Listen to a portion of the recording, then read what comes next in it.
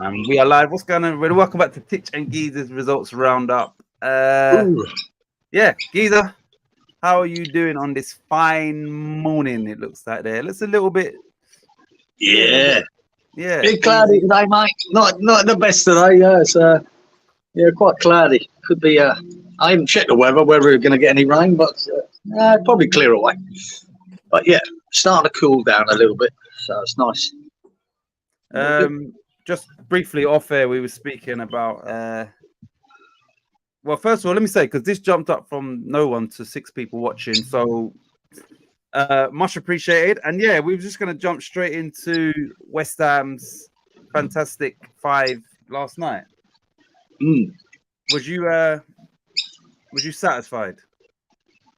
Yeah, mate, it's exactly what I expected would happen. Not 5, but I predicted we'd win 3-0. I thought it'd be comfortable because I didn't rate them when we lost out there. It was crazy. They weren't good. They weren't a good side, mate. But the way he set up with Ward-Prowse and without that attacking threat. But even then, you know, we had 3 great chances there to score and we didn't take any of them. And their keeper pulled off a great save. But we were poor. But a 1-0, it's a half time. We're losing 1-0. That's how I look at it. And I thought, no, you're getting back to London Stadium. We won our last 10 at home in Europe. In Europe, at the London Stadium. So I had no doubt that we could stick 3 or 4 past them. I was confident. I weren't nervous at all in that game. And and then obviously I didn't expect 5. Kudos was just on fire. I just thought the players you need to step up stepped up, and that was Kudos, and that was Sofal. He was a big part of it. Souček was a big part of that win. You know, and I knew if we left Ward-Prowse on the bench, we win. And I weren't worried about his set pieces because guess what? Cresswell can smash a great corner in, and he did. That led to the first goal. You know, and Bowen can take a corner on the right, so we weren't going to miss him in there. But we had Antonio on the pitch instead, which gives us a more of an attacking threat. And he was superb in the game too. Antonio was a big part of that win. So yeah. And like the boys, even if you're nervous about them, they didn't have a great deal to do at the back. No. You know. So yeah, it was good. Would you say that was Antonio's best game in a very long time for West Ham? Yeah, I think so. The only thing that would have tapped off him getting a goal himself. But he was a big part of the goals that happened, especially the Bowen goal. That little step over he done for the ball to go into Bowen, who shrugged off the centre half and then banged it. And that was all about Antonio there. And, you know, so, yeah, he was a big part of the win. Even the first one, Kudos did miss a sitter as well. Antonio just roasted the guy on the left. He roasted him and cut it back perfectly for him to tap it in, and he missed it. But that was the only blemish on Kudos' performance. But yeah, he was superb. And we are when you get them 4 on the pitch, when you're talking about Bowen, Kudos, Paquetá, who am I missing? Bowen, Kudos, Paquetá, and Antonio. Yeah. When you get them 4 on the pitch, going forward, we're a threat to anyone.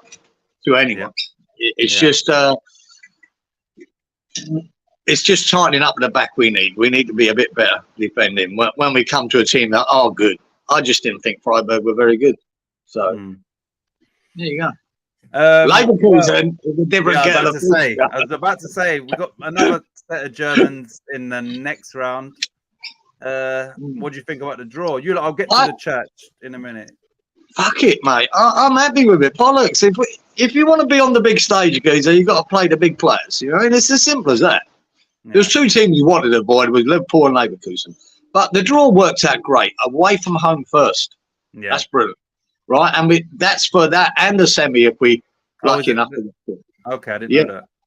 Right. So that and we avoid Liverpool if we were to proceed. Yeah. We wouldn't meet them to the final. So the draw itself was fantastic. Only the fact that we got Leverkusen probably the second favourites to win it. But bollocks to it. We fucking Karabag gave them a game, mate. Fucking Karabag. And they was very nearly. I mean, Jesus, they've not been beaten this year, Leverkusen. Well, there you go.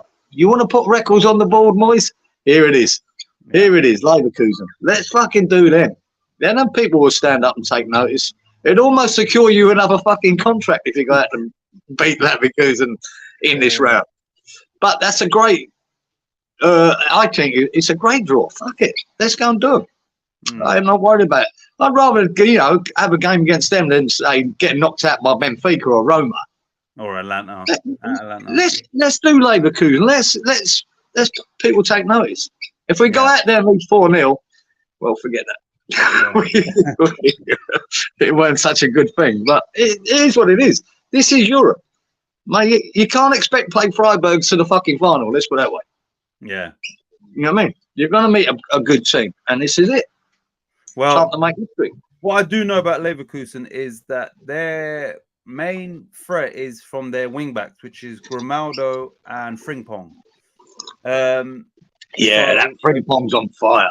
Yeah, him and Grimaldo. So these two are their major threats. So what would West Ham have to do? You lot, I will get to the chat. Yeah. What would West Ham have to do to counter, you know, these wingbacks that are prominent for that team? Well, see, you'd have to go back to. He will go back to a very defensive lineup out there, right? And sit deep, and that's right. It's the right thing to do. It's the right thing to do. You'd need, I think, Kudos on the left, and I think you'd need him to help Emerson with that. And Bowen will do the same with Soufal. Yeah. He will help coming deep to defend as well, and that's the only way to counteract that. And just hope that your centre halves are up to scratch on the day. That's our problem at the moment. I think centre halves haven't been performing as well as they could. But that's what you've got to do, and you've got to go out there and be defensive. That's as simple as that. You've got to try and hold on there. If you even losing 1-0 again wouldn't be disastrous against Leverkusen. Yeah, and get them home, and then maybe a bit more offensive when they get them home. They've got other players. The biggest headache we got is that idiot fucking Alvarez is missing for that first goal. That's our biggest problem. Now, and this is why we bought Phillips. Yeah. Right. Poor cover for him. And I agreed with it. I think it's a good idea to bring him on loan. Unfortunately, he's been absolute shit. Yeah. So that's the only thing that lets it down. If he was playing well, mate, I wouldn't be so nervous. But I'm hoping the couple of games for maybe. He's just been so poor. I can't believe how poor he's been. But so Gareth Southgate is right. Finally left Phillips out of his England squad, but David Moyes has said he feels Calvin Phillips will do enough to get back in that squad. Do you believe Moyes when he says that? Well, there's no evidence to suggest that yet, is there? Nah. Even though if Henderson can get in, maybe anyone can get in. Yeah. You know what I mean? So there's no evidence to say that Phillips or Ward-Prowse are good enough to be in that England squad. I said that from the beginning. You know, even when Ward-Prowse had a couple of good games, he should be in. Really? I don't think he's a England quality Ward-Prowse. I don't think he's good enough. He's not quick enough. He's not strong enough. He's got great qualities on the ball with his foot, with his crossing, with his set piece. But he's not an England player for me. You know what I mean? Henderson isn't either, for that matter. And at this moment, neither is Phillips. He's just so off the pace, man. Even he came on in this game, the first thing he did was pass it out for a throw. That was a pass back to Cresswell. He passed it straight out. I thought, fuck me, man. Phillips, please come good. Please. Yeah. But Alvarez will be a massive loss for us in that game. Oh, man. If ever we needed him, it was this game, wasn't it? Yeah. And his own stupidity for getting that yellow as well. It was stupidity. Yeah. Right. Let me get to the comment section. Right. Oh, look. Charlie Boy is first. Charlie Boy says, Wagwan. Big up, Charlie Boy. Say, mate. Nice, bright and early. Hope you're well. Stuart and Disabled Team says, good evening, brothers Kieran and Titch. Great. Robert says, oi, oi, Savaloy. Robert be still buzzing over that win, mate. Inky says, good evening, Titch, Geezer, Stu, Charlie, and Robert. Oh, Inky. Inky. Where are we? Right, let me get through this. TDT. Big up, Lawrence Watkins in the house. Good evening from Lexington, Kentucky, USA. Come on, you eyes. I know Lawrence was loving that victory last night. He must have been. Did you? Right. Did you get to watch it, Lawrence? Because I know Lawrence couldn't work. He was working or something, and he couldn't watch it. So. Oh. I hopefully got to watch the replay. Robert says Antonio was a team player on Thursday. I agree. Yeah, Robert. He was, man. Real good. Charlie Boy. Let me just. Leverkusen only late on beat Karabag and put 4 against them. Yeah. There's a bit of mitigating with that. When in the first leg, they rotated a lot, Leverkusen, and they went 2-0 down. Then brought on the big boys, got it back to 2-2. But they played the strongest team in this one, and they went 2-0 down again. 2 counter-attacking goals out of nowhere, mind you. And it was about the 97th minute when they got the third Leverkusen to win it. So they only. So if Karabakh can give them a game, we can, yeah. Both in injury time, yeah. Yeah. If they can give them a game, and they had a player sent off as well, Karabakh, yeah, we can give them a game. That's it. Bring it on. All right, be honest, yeah. Obviously, if Karabakh would have got through, we would have been playing. We'd have been playing them because obviously they would replace them. Who would you have rather have played in a team that beat Leverkusen or Leverkusen? No, definitely. No. Because I'd played Karabakh. I can't remember what country they're out of. Karabakh. Is that I can't remember, but they're normally in the Champions League though. Karabakh. Shit. I can't remember what country they're out of. But no, it doesn't matter. We've got Leverkusen, that's it, mate. Why can't we be the first team to beat them? All season, yeah. Charlie says, see what happens when Moyes lets the dogs off the leash. Yeah. The boys attack. Absolutely, Charlie. And only out of necessity, he had to do it because it was 1-0 down. And he did it. To be fair to him, he did it. And we ripped them. Lawrence says Phillips comes on for 5 minutes and makes 1 terrible pass. Yeah, I know. Jesus Christ. Oh, please. Stuart says, nope, Phillips' career hangs in a balance. I fear we might not see the best Phillips again, unfortunately. No, it's not looking like it. I just don't know what's going on with him. I had to work, but did watch the replay. So Lawrence has watched it back. Yeah, good one. Lawrence. Buzzing. It's kudos goal. I can't stop watching it. So let's that's great, isn't it? Let's speak about the goal.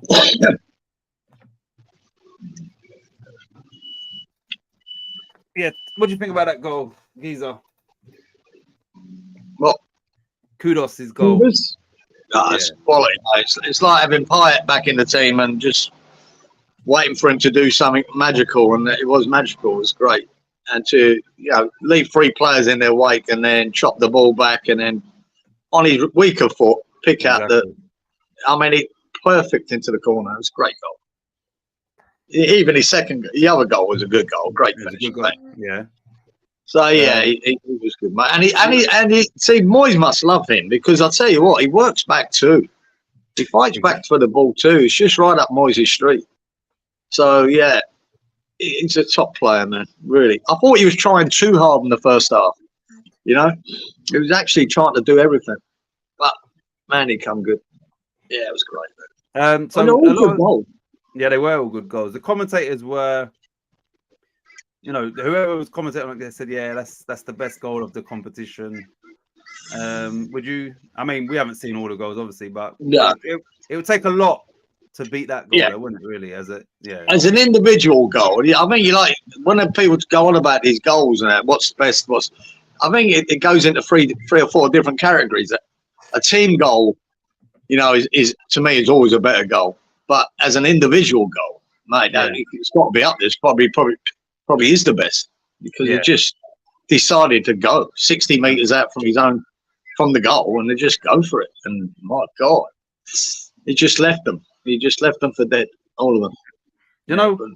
I remember when we first signed him, I said I didn't know of him, but I knew that that he could play on the right, in the center, and maybe as a false 9. But I said I would play him on our left-hand side because at the time Antonio was up front, Bowen was there, and I thought, there's a void there. And there is. Moyes has been playing him there, he's switching him during the game, but the fact that he can play as a 7, 11, a 10, or a false 9 is, he's anywhere. Quality player. Absolutely. You can throw him across the front the front of the pitch, all across it. No matter where you want. You could play him as number 10 if you wanted to. I think he's that sort of player. But I think you could play him as number 8. As well. Yeah. But I did want him on the left, and he's done it. And like I say, before this game, he had a couple of assists to his name. You know, one for that Suchek banger, and the one for Ings the other day. So, yeah, I like him there because that's where we're lacking on the left, isn't it? We've been lacking that for fucking 18 months now. You know, Ben Rama didn't work there, neither did Fornells. You know, he stuck Ward-Prowse out there the other day. Jesus Christ, that didn't work out too well. It worked till he moved Kudos to that left that we got 2 goals back against Burnley. Yeah. That made the difference, you know, and got Ward-Prowse off the pitch. Because that was another one for Phillips and Ward-Prowse, wasn't it? Southgate was at the Burnley game and they both got hooked at half time. Yeah, exactly. I mean, that might have made his mind up, you know, about his squad. You know, you probably noticed this. Everybody's probably noticed this that watches Kudos play. Normally the thing I love about him is that when he plays on the left, he plays almost as an orthodox left winger. He will whip in with his left foot. But from the right, if you notice, he cuts in and he puts those balls that just float over to the back post. He's done it numerous times recently. So it's like whatever wing he's on, he doesn't do the same thing. From the left side, he normally just orthodox beat a man and whip it with your left foot. On the other side, he cuts in and then goes in swinging with his. Do you understand? So yeah, he offers like 2 different sort of threats, whichever wing he's on, and absolutely. And that's during the game as well. He might switch wings and that, but yeah, he's coming with something like a different game. And once you do that, and say having Antonio available to me, a proper striker up there, right? Especially with his strengths. You get the best out of Bowen too, being on the right. And let's say I've said, you know, for years we've had this thing about Antonio can switch. He's a fluid. Him and Bowen can switch. They can be fluid. Bowen pulls out to the left wing or Antonio pulls out left wing. Bowen comes inside him, or whoever's on that side will come inside. You can switch. You can do it. You see Antonio pulling out to the right and seeing Bowen coming in. You know, that's what happened with that goal. The ball came to Antonio as he was coming out. He let it run for Bowen to come in behind it. Yeah. You know, that's what it gives you. And so when we've got Antonio on his game, we're a different side, mate, going forward. Yeah. Right, let me get through these comments. Wally says, big up, Wally. Thanks for tuning in. He says Azerbaijan is where Karabakh. Is that what it is? Azerbaijan? I thought it was. Just, you know, when he's just brain freeze like. Yeah, I just forgot. Right. So Stuart said world class in my opinion. Maybe the strike. Right. So Wally, my man. Let me just get through these. Look at that beautiful West Ham fan, and I'm not talking about myself. Thanks, Lawrence. Yeah, she's been unwell for more than a week, but yeah, so she's tired at the minute. We take on all comers, says Robert. Karabakh are from Azerbaijan. Kudos has amazing turn of pace, the second fastest I've seen. We know who the fastest is, don't we, Giza? No. Yes, come on, Wally. Oh, yeah, of course, Freddie. Yeah. Oh, Freddie Fredericks. Freddie. Yeah, of course we are, yeah. Wally, work up, smart the coffee. Karabags are $50 where I'm from. They're free from Iceland over here. Titch, you need to take the hat off and I will send you an Orioles hat. So Orioles, who is Orioles? Baltimore Orioles? Who's Orioles? Either, you know? No. Better deliveries on his left. I don't know. They're both. Yeah, I like the in-swinging ones that he always puts at the back stick. And a lot of the time, we like to miss he puts it on a plate for people. Larry, I love watching your videos you put up. What videos? Thanks, Robert. Larry, you making viz? Yeah, exactly. Making viz now. Okay, Baltimore Orioles. Baltimore. Baltimore. Yeah. Right. So. Anyway. So. There's not many games this week, is there? No. There's only 4, I think. Yeah. So what I was thinking of, obviously, we've got the Leeds game, and then what I was thinking is I might just go to some random European matches just so we get up. I'm not even sure yet. You understand? I might just go and just get. Yeah, I was thinking that myself. You could put a couple of championship teams in there and make it up if you want. Yeah, try and make it up to 10. All right, short clips for. Hold on, something's on my screen. Move. Short clips for reactions after West Ham matches. Yeah, I haven't seen. Well, I done a short clip. I just said, "You fucking beauty."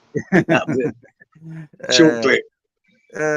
What is this? Do you know the only thing that pissed me off about it, apart from Alvarez's booking, which pissed me off, but I keep telling myself, don't watch it, don't watch it, don't watch it, don't watch a post-match Moyes interview. Been avoiding them, and I watched this one, and I was saying to myself watching it, Moyes, please don't mention the last 3 years, please don't go on about his second question in. And it was, yeah, well, we've qualified for 3 years on a trot now, quarterfinals, and what we've done, we were I'm going, for fuck's sake. Yeah. Would you stop going on about what you fucking done? Shut the talk about the game. Because all that is a jab at the fans, isn't it, really? Yeah, it is a jab at the fans every fucking time. Oh, it's a desperation to keep his job. You should be grateful, you fuckers. That's what he's saying. I'm telling you now. It does my fucking head in. It's like Guardiola, like I said, coming on, and all he wants is losing a game, Guardiola, and then wants to go on about they won the treble. He never does that. Nah. He never mentions it. He moves on swiftly. Wally says, Titch, you don't want a hat with a little birdie. You want one of a tough animal like a tiger. For the Baltimore Orioles, is that what it is? A little bird? Yeah, it must have a little bird, a little fucking finch or something. Yeah. No, have a quick one for a change. Sorry.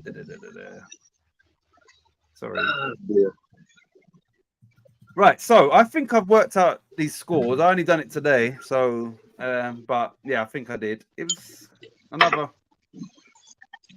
close sort of week as well. But anyway, where do we start? We go straight back, We're going to go back to these games, see what Geezer thought about the matches that he watched.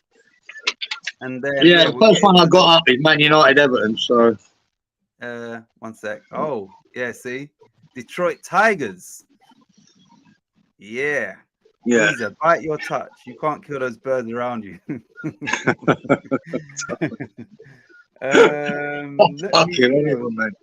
Let me go to right. The first game was Man United Everton, isn't it? Yeah, that's what I had on there. Right, so obviously, in case anybody don't know, Man United ended up winning 2-0 at home to Everton. Did you watch that game? And I watched the highlights of it. There was 2 penalties, wasn't it? Yeah, and both definite penalties. Silly challenge by both of them in the box, and you got to give both of them. And that was it, really. They had a couple of they gave him a fright a few times, Everton. And I remember a great save by Pickford from Fernandez's free kick. Fucking hell, mate! What a save that was. But Man United coasted, really. There was a few chances for Everton, but not enough. And 2-0, 2 penalties. That was it. Yeah. And Man United did anything? So this is for everybody, in the chat. England at the Euros. Where does Marcus Rashford fit into your plans? Not Gareth Southgate, but everybody in the chat. Where does Rashford fit into your plans? If you were the England manager? On the bench. With what sort of with what view? Where do you see him as your manager? Like, how often do you see using him? Where do you use him? I'm not sure I'd even have him anywhere near the team. I just watch him. Every time I watch him, his attitude looks shit. He scored that banger the other week, didn't he? But for the rest of that game, he was shit. I don't know what's going on there, but no, it wouldn't be in mine. I'm sure you got plenty to pick from. In the England team, he wouldn't be my choice at all. To start the game anyway. He might be a guy you could bring on if you needed to. I don't know, but he don't look happy. I don't know what's going on there, but he just doesn't look right. Right, one sec. Stuart says, "Do you still have the bats, brother Kieran?" Yeah, they're still coming in. I sat there the night before last, sat out here and just on dusk, and then they came again. Keep coming to this tree for whatever reason. Must be about 30 of them come in, and then they whatever. Sometimes in the night they shoot off again, but they're still here. Yeah. In response to the bats, Lawrence says, "Geezer, do you have a butler and a basement that you Yep. get to by sliding down a pole?" You want to see my fucking car? It's amazing. Right. Stuart says Rashford's not consistent enough, No. and he don't feature in Robert's plans as the manager. Wally's this is a good one. Wally says he sees him as warming up the substitute keeper with some powerful shots. As long as he goes to the pub the night before, I would play him. We all know who's winning Euros. Are you back in Italy or England? Is Italy there? Selling hot dogs outside. Oh, Inky said he'd have Yeah. selling hot dogs. Lay down, brother. Yeah, you just wouldn't, would you? Yeah. Yeah. You mean when you think you've got Harry Kane, you've got Saka, you've got what's his name? At City, Foden. Yeah. You've got where does Okay. Rashford fit? If you can, keep talking. I just want to get a bowl in case you bloody froze Yeah. up again. Let me get a bowl for you, yeah? Even Watkins, mate, you'd rather have than Rashford. So much to choose from, and he's the guy that I wouldn't pick. It just, yeah, he's not consistent. Scores a goal. It's a shame because the pace he's got, mate. It's a player you'd love in your team, but his body language in most of the games just terrible. Just don't know where he comes from. It's like you say, when we've seen Phillips at his best at Leeds, you think, yeah, we got a player here. This boy can do it.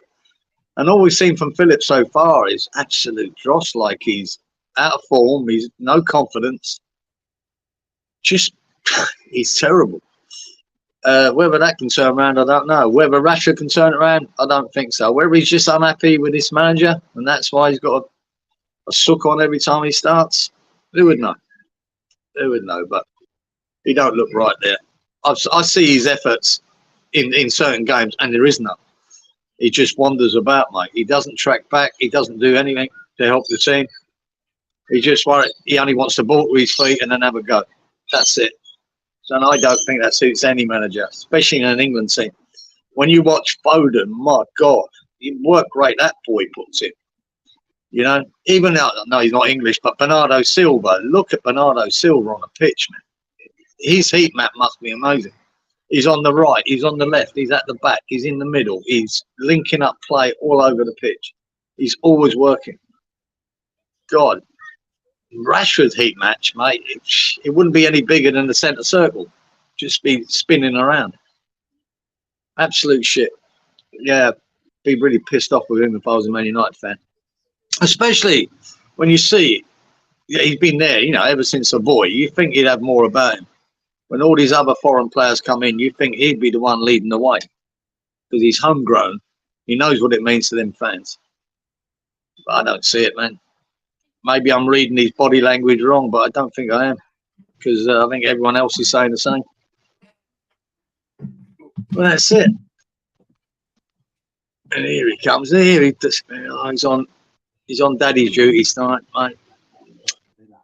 But yeah, no, Rashford's out. You know, I wish Kudos was fucking English. I know that. I'd get him up there, get his citizenship changed over, get him in. We could have Kudos next year.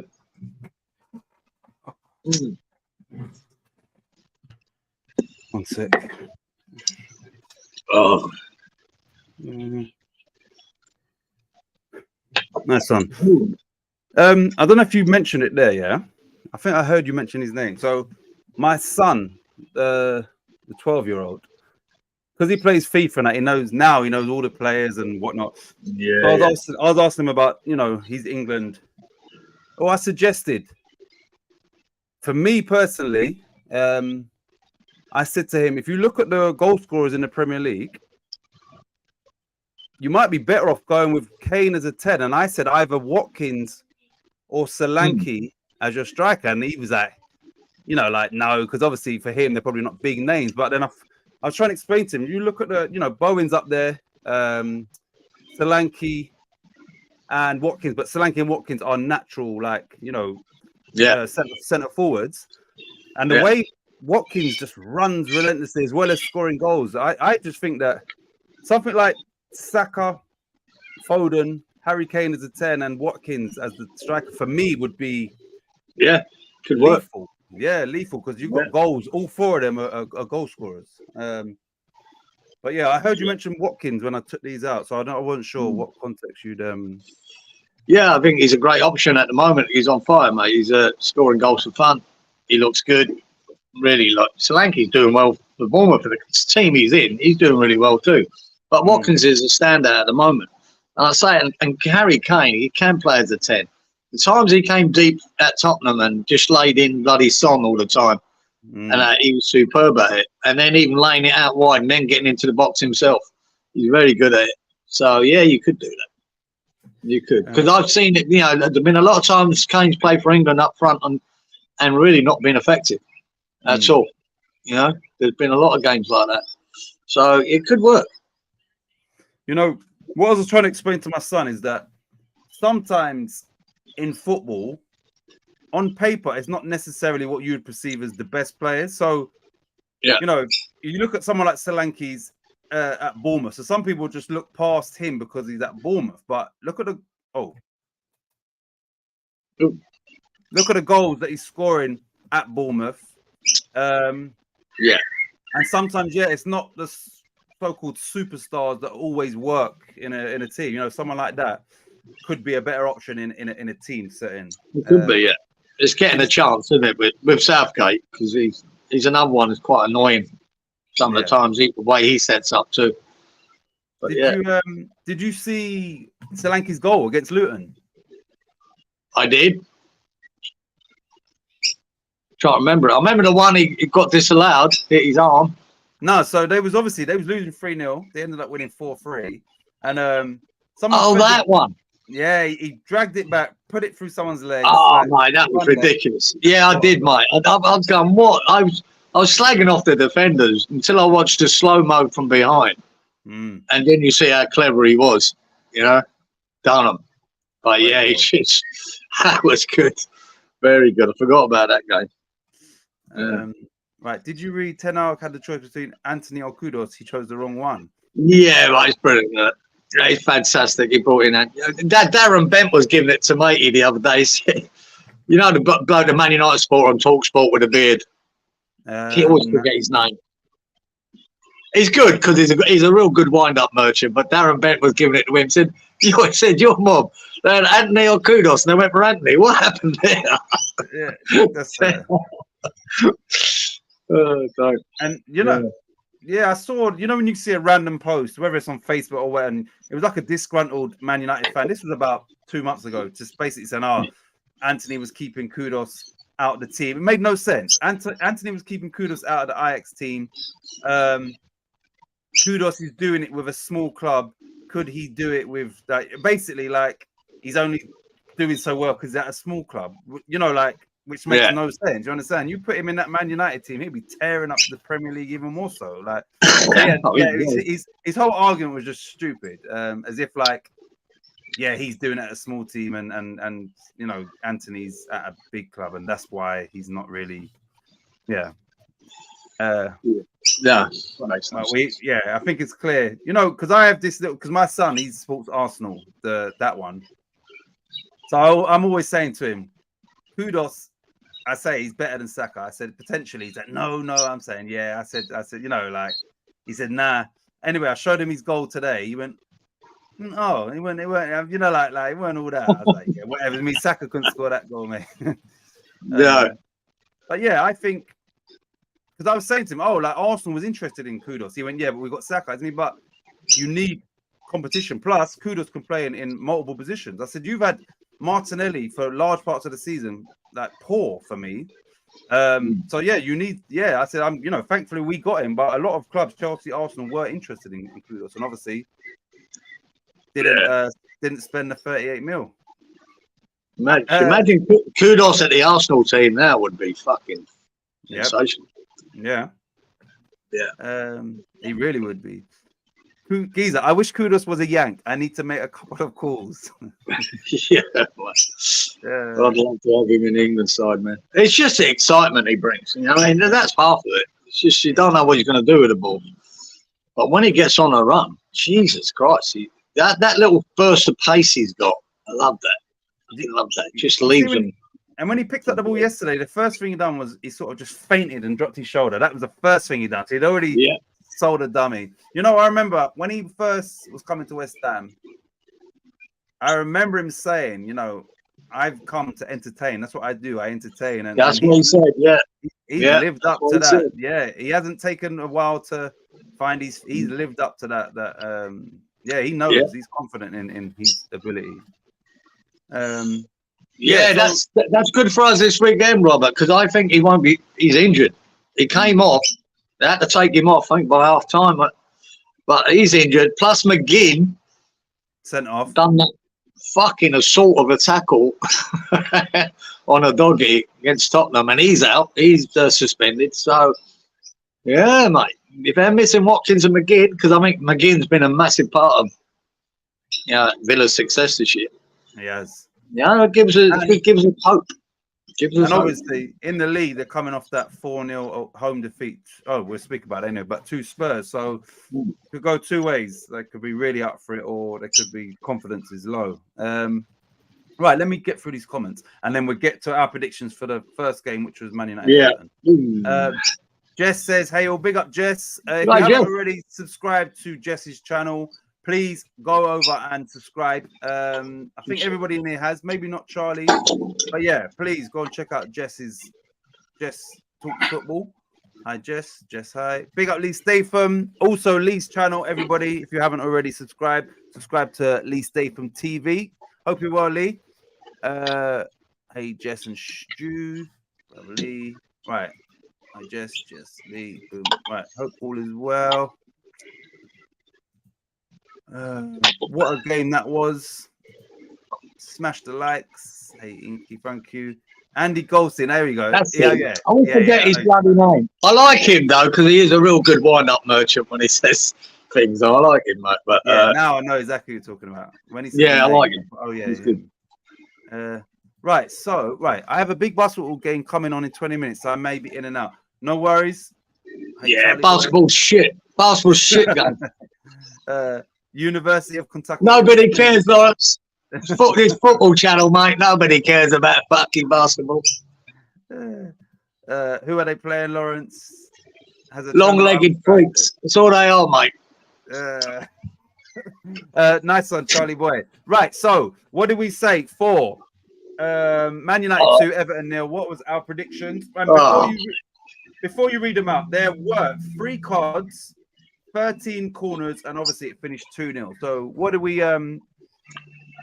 pick? Yeah, mate, I was close. I said 3-0 to Man United.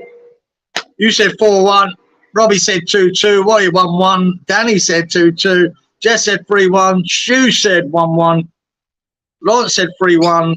3-1 said Inky, and Malk said 3-1. So I was closest. So what I can tell you is there were 4 people scored points, 2 for corners and 2 for cards. So correct corners was myself and Robert. And then correct cards was Wally using his system and Jess. So 10 points for Wally and Jess. Oh, right. Fucking hell, mate. I'm not on the scoreboard. What's going on? Bollocks. Texas A&M. That's who they're playing. Texas A&M. And he says Geezer is a hater. Inky says say it as it is, Geezer. I did shit, says Robert. Inky, easy. Thanks, Charlie boy. Right, so you're gonna keep the scores, yeah? Just in case I've messed up anything. Anyway, right, so the game after that was Wolves at home to Fulham, which ended up Wolves 2, Fulham 1. So tell me, how much of that game did you watch? Did I watch much of it? Yeah, I might have already written a little bit about it. Yeah. It was 2-0 in the last seconds. Fulham scored a goal. One really big deflection for Wolves got them the second goal. Iwobi finished it well though, and he hooked it back with his foot over the keeper. Good finish, but it was the last kick of the game, mate. So yeah, Wolves, surprisingly, for me, yeah, we really won it. I thought Fulham would get something out of that game.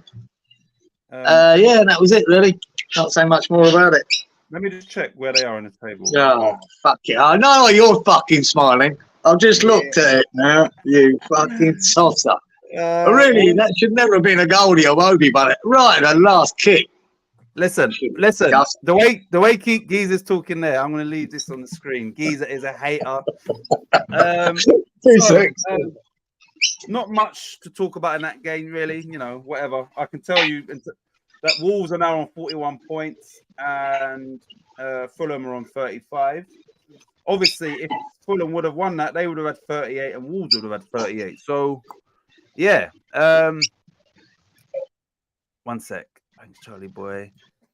New system on the board, says Wally. Right. When Geezer gets back, he's going to let you know what we predicted for the scores for Wolves 2, Fulham 1. I wonder how we done. Look how long he's taking off. Oh, here he is. Yeah. I've just got to scrub out mine and redo it. Right, so Wolves 2, Fulham 1. Let's recap on what do we all go for in that game there? I went 2-1 to Fulham. Titch, you went 2-1 to Wolves. You banged it, right? Right, sir. Thank you. Right, Rob said 2-1 to Fulham. Wally went 1-0. 2-2 said Danny. 2-2 said Jess. 2-1 to Fulham said Stu. 2-2 said Lawrence. 2-2 Inky. And Mount went 2-1 to Wolves. Yeah, Mount got it on the nose. So Mount got it. Yeah. Okay. So Mount's not here at the minute. But yeah, Mount also got the correct score. Now, in that game, there was 4 cards, 7 corners, and there was more people on the scoreboard. 4 more people. So, wow. Correct cards for Geezer, 10 points on the board. Wait. Also correct cards, Stuart, 10 points on the board. Everybody else got cards as well. So Inky, he also predicted 4 cards. So he got 10 points. And once again, using his system, 4 cards, Wally also scored 10 points. Jesus. Oh, Wally, son. You and Wally on 20 each. Yeah, consistency. All right. That old chestnut. Right, so the next game was Crystal Palace 1, Luton 1. Right. Robert says, did you write my score the wrong way round? Come on. Yeah, and he's Titch. Right. Stuart says, I think I know who got the points. Yeah, well done, Titch. Nice one, Roberto. Boom, boom. Go on, Inky and Wally. Right, so system, fire. What are you going to say to that? System. Yeah, fine. Let's see by the end. Let's see where it is at the end, eh? System, the arse.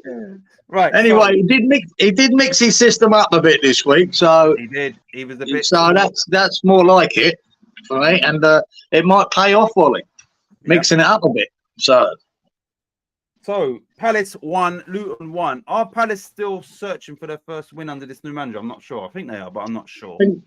I think they are, mate. Yeah, really good finish by that Mateta. One of them backheel ones that came in from the right and he backheeled it into the corner, the far corner to score. That was a good goal by him. Yeah. And then that Kaminsky was good for Luton in goal. Made a couple of good saves. But they are such a better team with Eze in the side, man. And he took a shot from 40 yards over the keeper, glanced the bar as well, Eze. Fucking cracking effort, man. Quality. And just glimpsed the top of the bar. But they were in full control, really. Luton doing their usual. That's what I love about Luton. They battle away. And right at the death, Townsend put in a cracking ball, and the boy flicked the header and it went in. They nicked the point out of it, Luton, really. Yeah, they should have been over the hills and far away, Palace, but they weren't. And 96 minute as well. 96, yeah. Great ball in from old Townsend, mate. Still going. Yeah. And great flick terror. I think it's the first goal Geezer's ever scored. But yeah, good goal, man. Yeah, Palace would be gutted by that result, right? They should have won it. They should have won it. Obviously, like I said, Luton have played since then that catch-up game, which they ended up losing to Bournemouth. They was 3-0 up away from 3-0 up, lost 4-3. So that's shame, isn't it? The good, the good thing about Luton is they are scoring goals. They are. You know that they're gonna. They're giving everyone a game. They're just not getting over the line. As you know, I mean, they should be at least 3 or 4 points better than what they are. But that's what happens in the Premier League, mate. Well, before we just get into what we predicted for that. So at the minute, Palace are 14th on 29, Luton 21 points. So there's an 8-point gap. Could you see in 10 games remaining? Could you see Luton catching Palace? No. Nah. No, I don't. No, I don't. I'd say Luton's only hope, I think, is financial fair play and deduction of points for either Everton or Forest. That's it. That's their chance. But all right. I admire Luton the way they go about their games, mate. They never give up. They always keep trying. And this was an example of it. 97th minute getting an equaliser. They do give it a go. Right. So just before Geezer gets into our predictions, there were 5 cards, 14 corners, and obviously it finished 1-1. So what do we predict score-wise for this? Yeah. See, I went for the draw. I gave Luton a draw, but I went 2-2. Yeah. You went 2-1 to Palace. Rob 2-0 to Palace. Oh, what? Fuck off. Forgot about his 1-0. Oh, my God. Wally has got 1-0. The system. Working well at the moment, what? It's working well at the moment. Danny went 3-1 to Luton, 2-1 to Luton said yes, 2-2 said Stewie, 2-1 to Luton said Lawrence, 2-1 said Inky to Palace, as did Malk. So no, only Wally with the correct score. Right, so that means obviously Wally has scored points in the first 3 games using his system. Yeah. Now we had 3 more people got on the scoreboard, and that was for the card. So they correctly picked 5 cards. That was Geezer, 10 points. Get in there, mate. Yeah, chasing you, Wally. I'm chasing you, sir. Inky also correctly picked 5 cards. Hang on. Let's get that down. Yeah. And last but not least, Jess also picked 5 cards. Jess. 10 points. Wow. There's a few of us on 20 and Wally on 30. Mr. System. Right. Let's go to... Right. Read that 7-7 takeover of Everton is in doubt. I've fired the old system for bad performance. I'm getting a new system bounce. Yes, it is. Nice one, Wally. Wally, nice. Getting that Inky. Right, so the next game is Bournemouth, Sheffield United, yeah? Yeah. So, which ended Bournemouth 2, Sheffield United 2. Did you watch that game, and was you surprised that Sheffield United could go to Bournemouth? Were they 2-0 up in that game? Yeah. They were? They were. So, yeah, did you watch any of that game? Yeah, I did, yeah. But almost should have run away with it, right, to be 2-0 down. Solanke, it was a stupid tackle in there, gave him a penalty. And Solanke slipped as he took the penalty, didn't he? Ballooned it over the bar. Oh yeah, he missed. Yeah. So, yeah. His left foot slid as went to hit it, and he fucking put it 10 yards over the bar. It's unlucky. But yeah, and their keeper Bournemouth and Neto, gee, he's culpable for both the goals that Sheffield scored. Really poor. You know, one cross that came in, he punched it straight into the back of his own player, and then it landed, and they scored from it. Yeah, and then Bournemouth came strong and scored a couple. One from a corner, good header, and then Solanke, I think he scored one that was disallowed, and I forget the equaliser.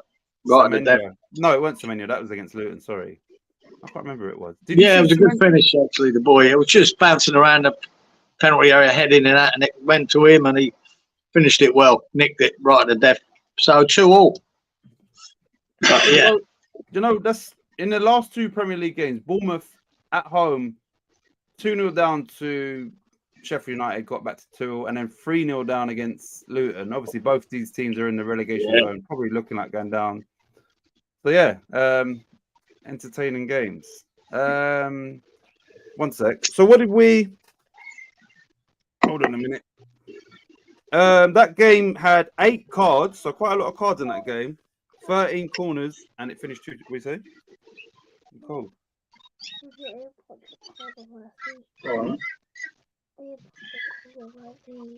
And it finished 2-2. Right. I said 2-1 to Bournemouth. I gave Sheffield United the goal. You said 4-1. Yeah. Rob said 2-0. Wally said 2-0. Danny, you know, like he said 2-0 to Sheffield United. Yeah. Jess said 3-0 to Bournemouth. Stu said 3-0 to Bournemouth. 2-0 to Bournemouth, said Lawrence. 3-0 to Bournemouth, Inky, and 3-0 said Malk to Bournemouth. So yeah, it was only Danny that gave them a chance. Yeah. I know. I was closest because I said 2-1. I gave him a goal, and yeah, I didn't give him 2 goals. Well, there was only one lot of points, and that was for the correct corners, which was 13. And that goes to me using my lucky number 13. So yeah, I got 10 points for the correct corners. That was the only points in that game.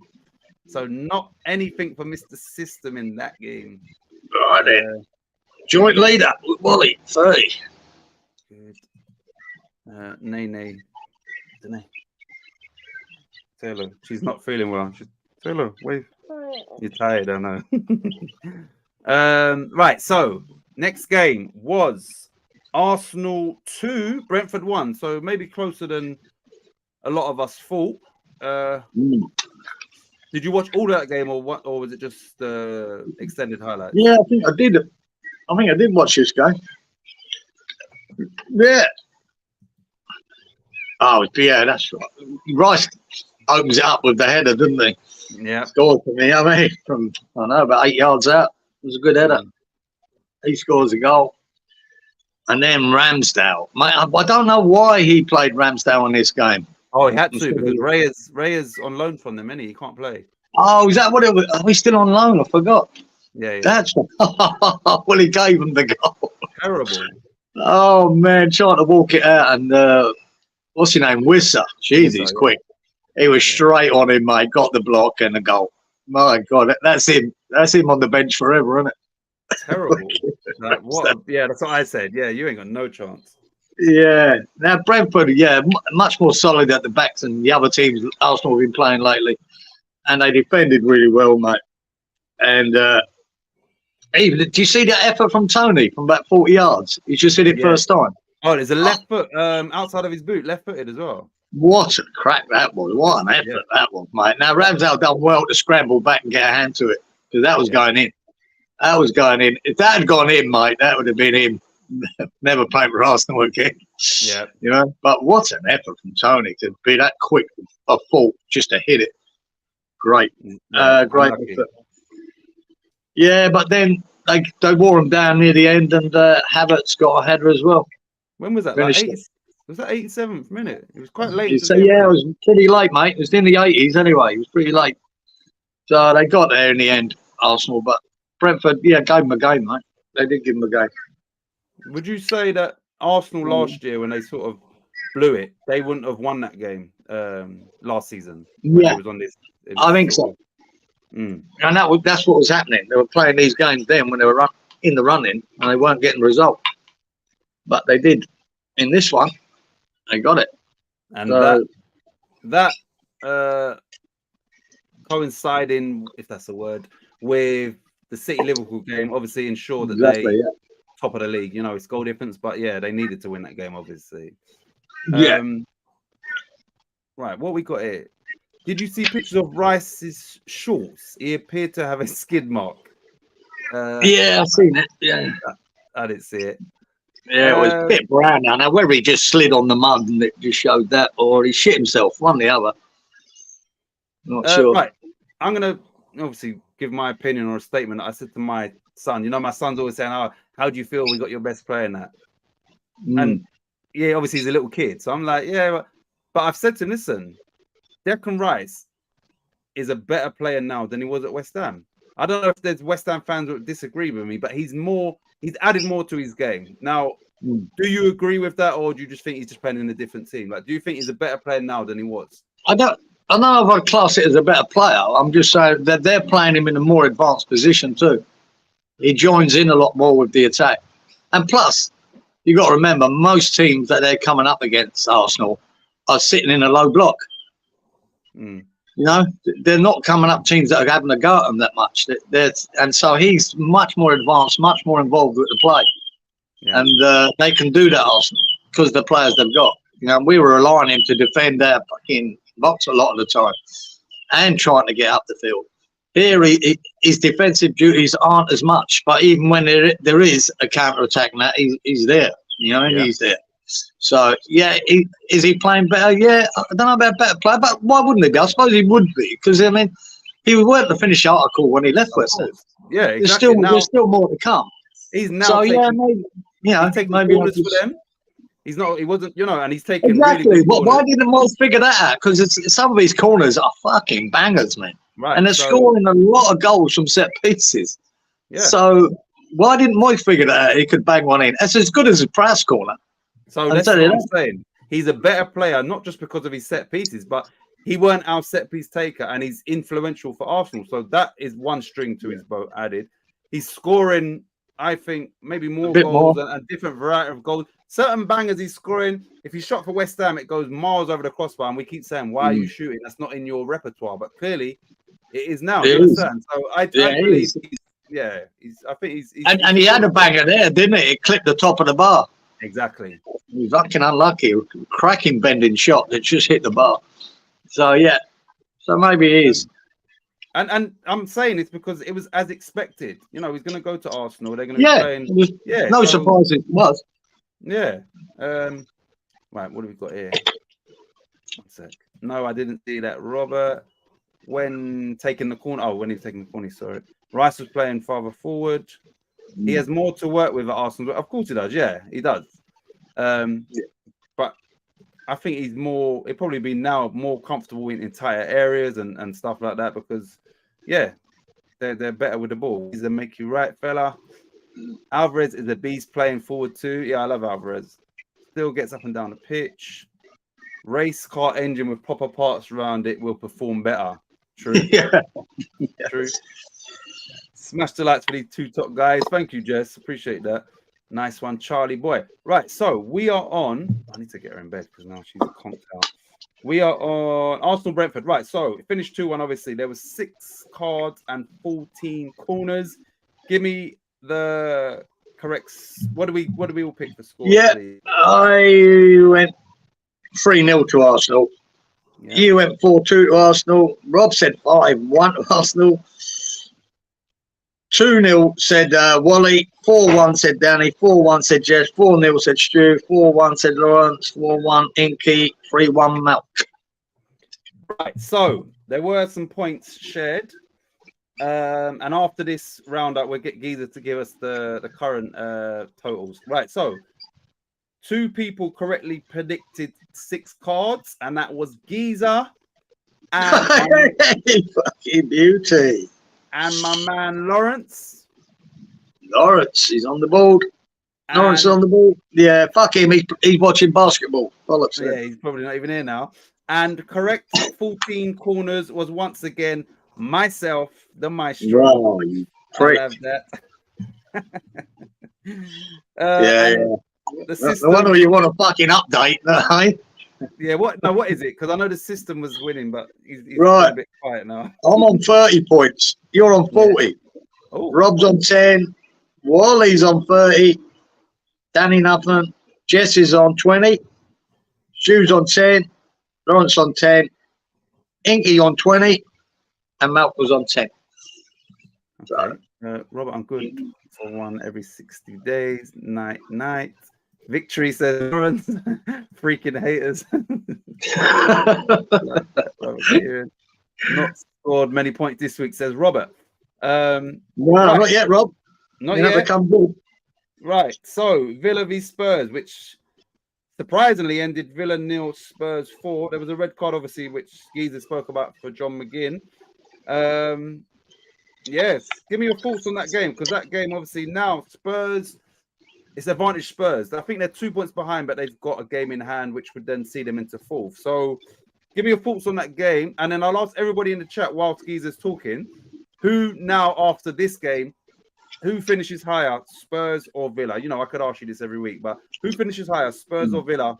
And like I said, I think Spurs are a point or two behind, but they've got a game in hand. So advantage Spurs. Yeah.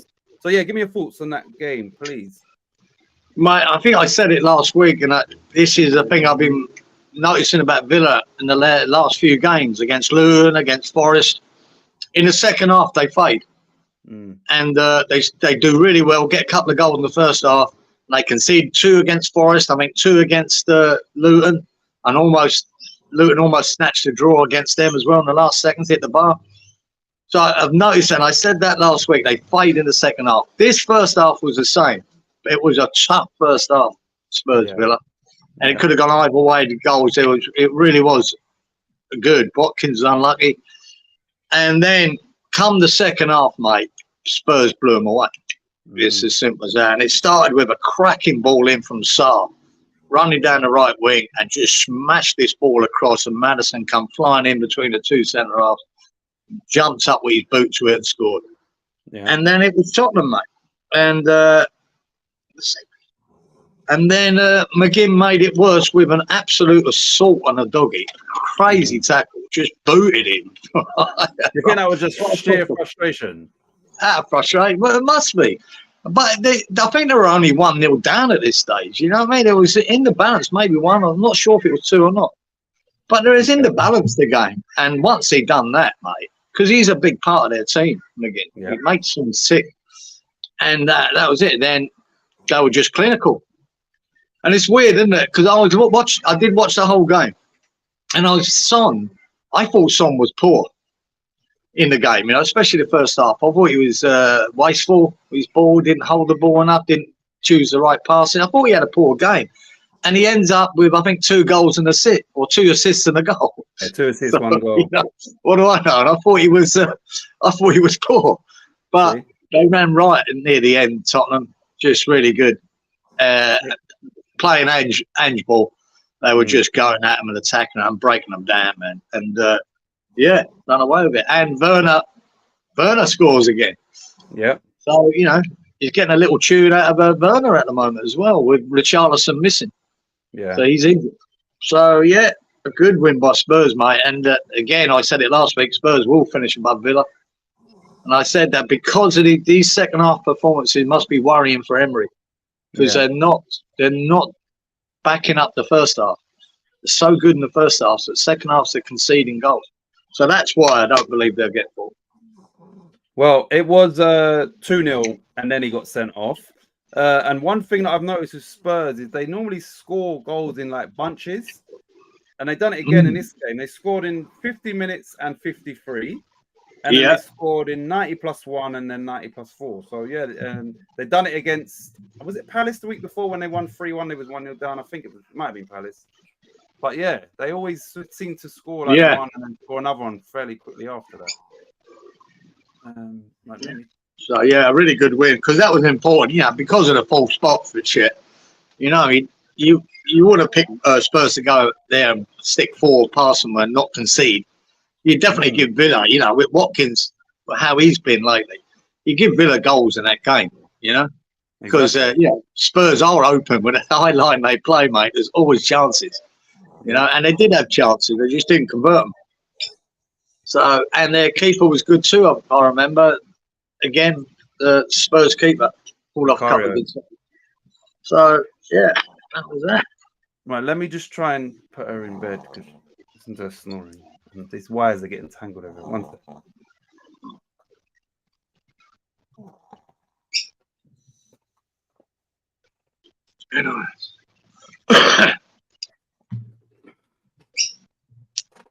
Yeah. So when it comes to big games at Tottenham, and I said it from the beginning of the season, if they stick with him, Spurs within 2 years will win a trophy. I have no doubt about it.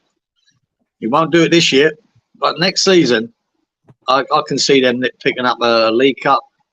They'll be in Europe. So they got the FA Cup. I predicted at the beginning of the season, I'll stick with it. He'll put a trophy on board for Tottenham. And Tottenham fans at the moment are loving what they're watching. Completely. I mean, it's such a turnaround from the shit they've been watching for the last 3 years. They're watching exciting football now. And this isn't an Ange team that's even his team yet. Half of that team may be his, if that. The only worrying thing for Tottenham, I think Matey went off injured. Then again, the centre half, Van der Ven, who's been a standout centre half, absolute standout centre half in the Premier League. He went off injured, so that could be a bit of a worry for him. Yeah, but I would say this: I've got, you know, we spoke maybe 3 months ago about we'd be interested to see Big Andrew's signings. What sort of shops is he shopping in compared to, you know, the rest of the managers? And it seems to be a different shop. Werner was a bit left field, and it seems to be working now. Anyway, this Dragerson or whatever, Big Ange brought him in, so I think he would have identified him. So there's a chance that maybe he got his man because of this, and they may well be fine. You know, understand in the short term without Van der Ven because Big Ange him.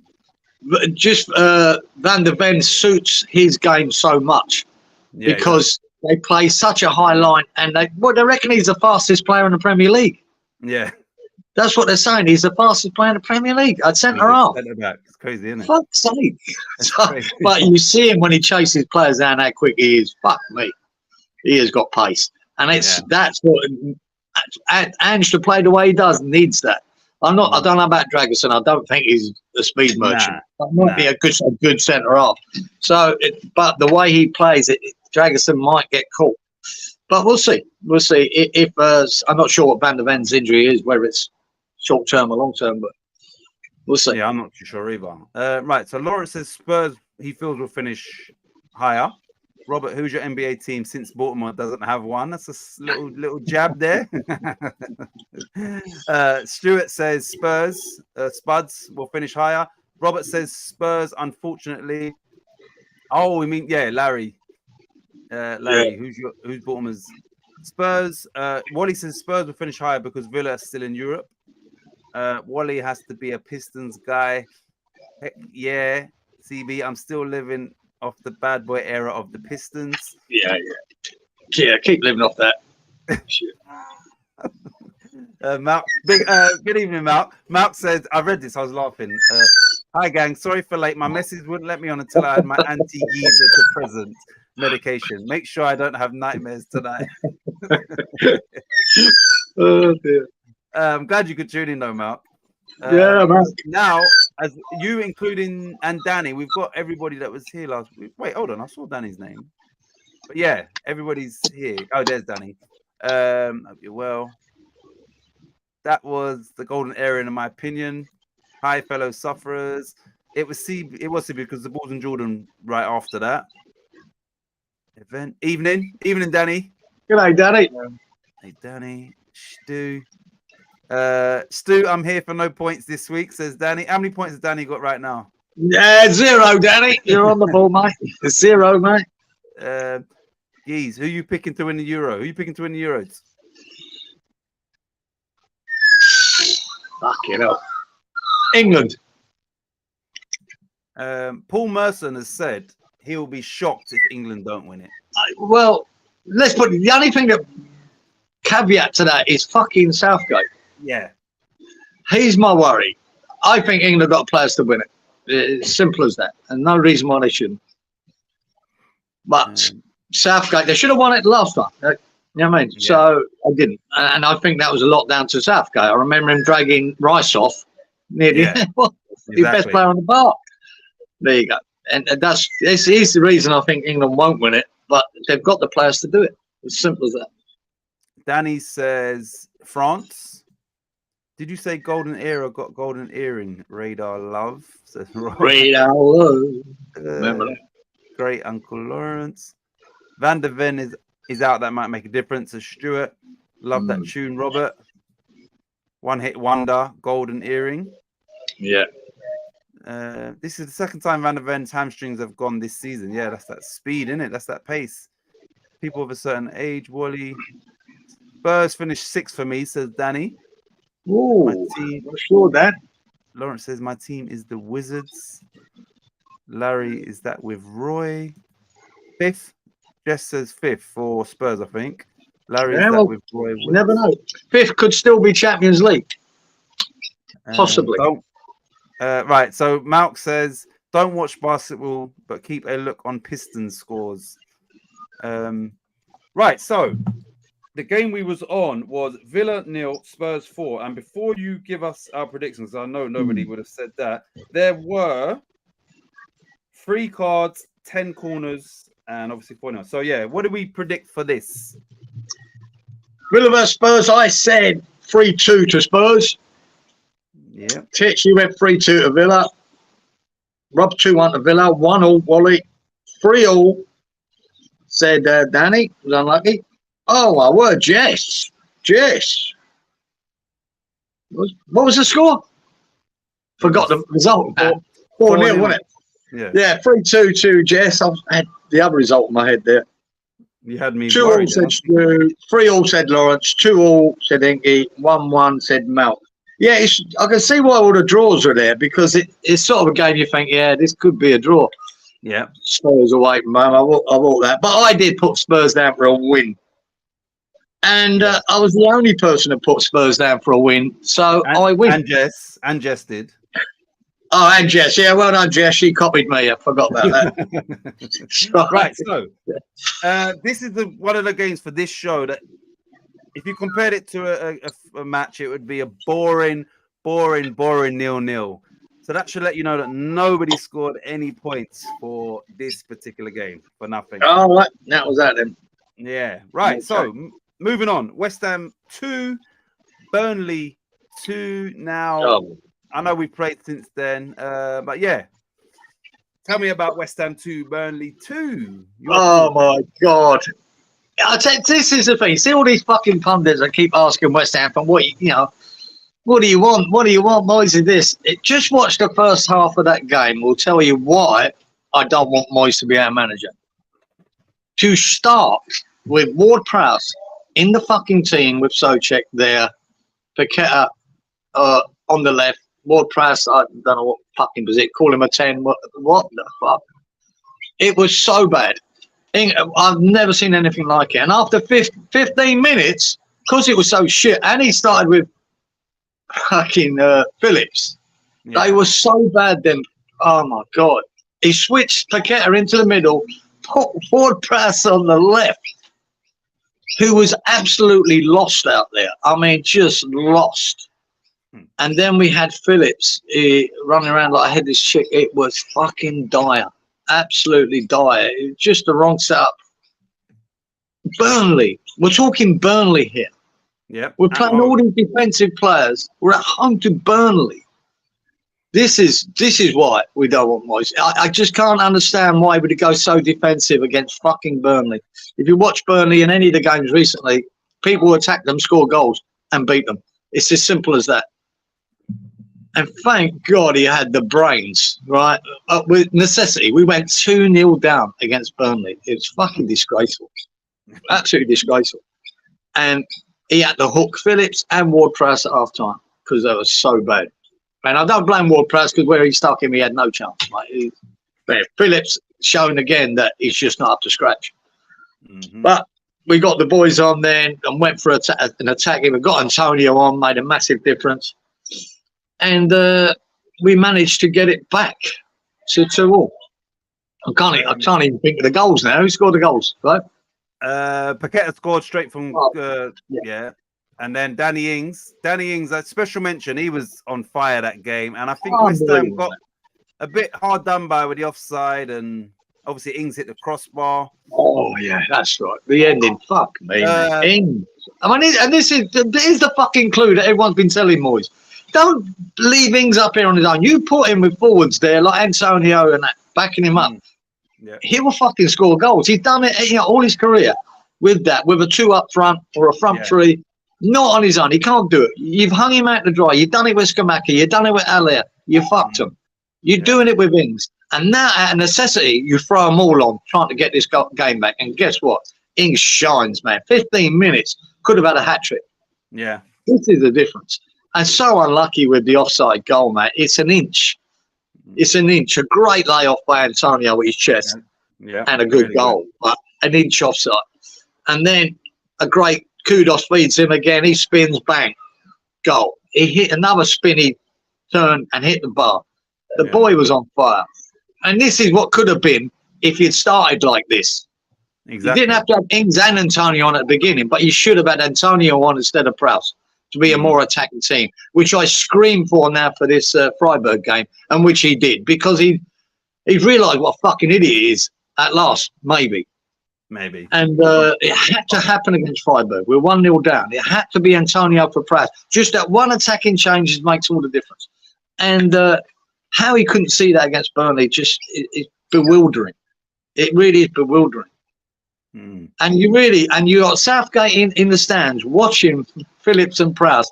You made them look bad, especially Prowse. You made him look bad for how you played him. Fucking hell, man. He's an absolute donut at times. I just can't understand it. Fucking Burnley, man. Now, to me, it's 2 points dropped. With the running we've got, we needed to put 3, and we should have done. We should have gone at them in the first half. I reckon we'd have been 2-0 up, not them. But there you go. That's why I don't want Moyes. Yeah, and I was going to say to anybody from, the Leeds contingent, this is why, if anybody is not anti-Moyes but frustrated with Moyes, it's things like this where you see how we went against Freiburg yesterday, where we had to go for it and tore them apart. And with all due respect, Freiburg beat Bayern Munich maybe 2 weeks ago. So if you compare Freiburg to Burnley, Freiburg's the better team. So, yeah, why did we not just go for it against Burnley from the start? It's too negative too often. Would you agree with that? What's that, mate? Too negative? I said to the Leeds contingent, if they're unaware why some West Ham fans are just disgruntled, that Freiburg beat Bayern Munich about 2 weeks ago, right? And all due respect, Freiburg are a better team this season than Burnley. We went for it against Freiburg because we had to, but why did we not go for it against Burnley? It's Burnley. It doesn't make sense. Yeah. Burnley, the worst teams are not Burnley and Sheffield United. Everyone scores goals against them. Yeah, you set up in a defensive way at home. Yeah. Against Burnley. I don't understand it. I don't see what the thinking is there. It just doesn't make sense, man. It really doesn't. Robert says, my team is pissed and broke. Piss and broke. UK down 6-5 minutes in. Go Cats. UK. Oh, is that the Kentucky University of Kentucky? Yeah. They're all weirdos. I know Wally is my favorite city been twice. Going to go again when I can. Told you before, I love Motown and Tigers, says Malk. I watch out for the Red Wings as well. Isn't Slim Shady from D-Town? Slim Shady is from Detroit, yeah. But apparently Benzino was saying recently, because they've been beefing for years, that he wasn't from there until the age of about 10. But I don't know if he's from Boston or not Boston. I don't know where, but he claims, he's Detroit, isn't it? Yeah, that's where he reps is Detroit for Eminem. Malk, what about the freaking handball? Yeah, I was going to ask you this. The handball in the Burnley game. What you Right, here's my opinion. It'll be different to everyone else's. I don't think it's a handball in a million years. I would never give that as a handball because it came off Souček. Bash, the guy's going in like that, but Souček boots it against his arm. You know, what can you do? You can't do anything about it. I wouldn't give it myself. Is that? But I see 9 out of 10 times in the Premier League they give it. No, I think, are you talking about the one in Europe against Freiburg or the one? Remember, this one was a cross and he headed it into his own hands. Because we spoke about this last week. Yeah, we did, didn't we? Which one? Yeah. Burnley one again. Which one? Yeah, that was a Freiburg one. That's right. I don't agree with that being a penalty. No. I'm trying to remember this one.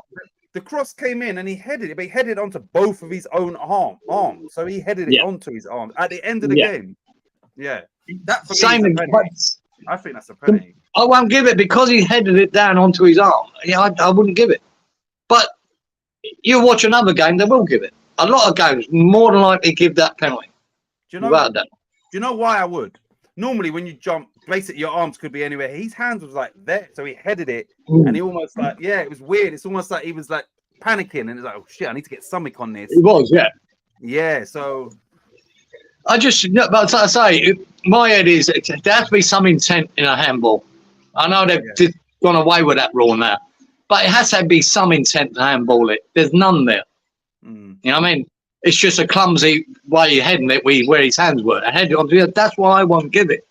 But I see worse than that given every week in the Premier League, and they get the handball. They get the penalty. I see so much worse, and yet they get it. Exactly. Now, so if you want to look at it in that way, everyone else gets it. Why shouldn't we? I just don't agree with the handball law. That's all. Right, here we go. Danny says, I tip West Ham to win the Europa League. Long way to go yet. If that comes through, Danny, I need to get you a special gift, mate. Because I said it last year, but definitely this year it's hard to. But we're in it. We're in the quarterfinal. So bizarre that Wally stayed up to watch the Lions. Gutted when we made a big mistake and lost it. That was a heartbreak mount, but a long-suffering Lions fan, I was happy with the season. Kid Rock is from Detroit, Lawrence. His record roll-on is done at Motown and around the city. Right, so West Ham 2, Burnley 2. Before we get into our predictions, I can tell you there were 6 cards, 7 corners, obviously finished 2-2. What do we pick? Yeah, I picked 3-1 to West Ham. You know what I mean? Yeah. Till I saw the lineup, I knew that weren't happening. You went 3-1 to West Ham. Rob went 3-0 to West Ham. 1-0, Wally said to West Ham. 4-0 said Danny. 4-1 said Jess. 2-0 said Stu. 2-0 Lawrence. 2-0 Inky. 1-0 Malk. So no one picked the draw.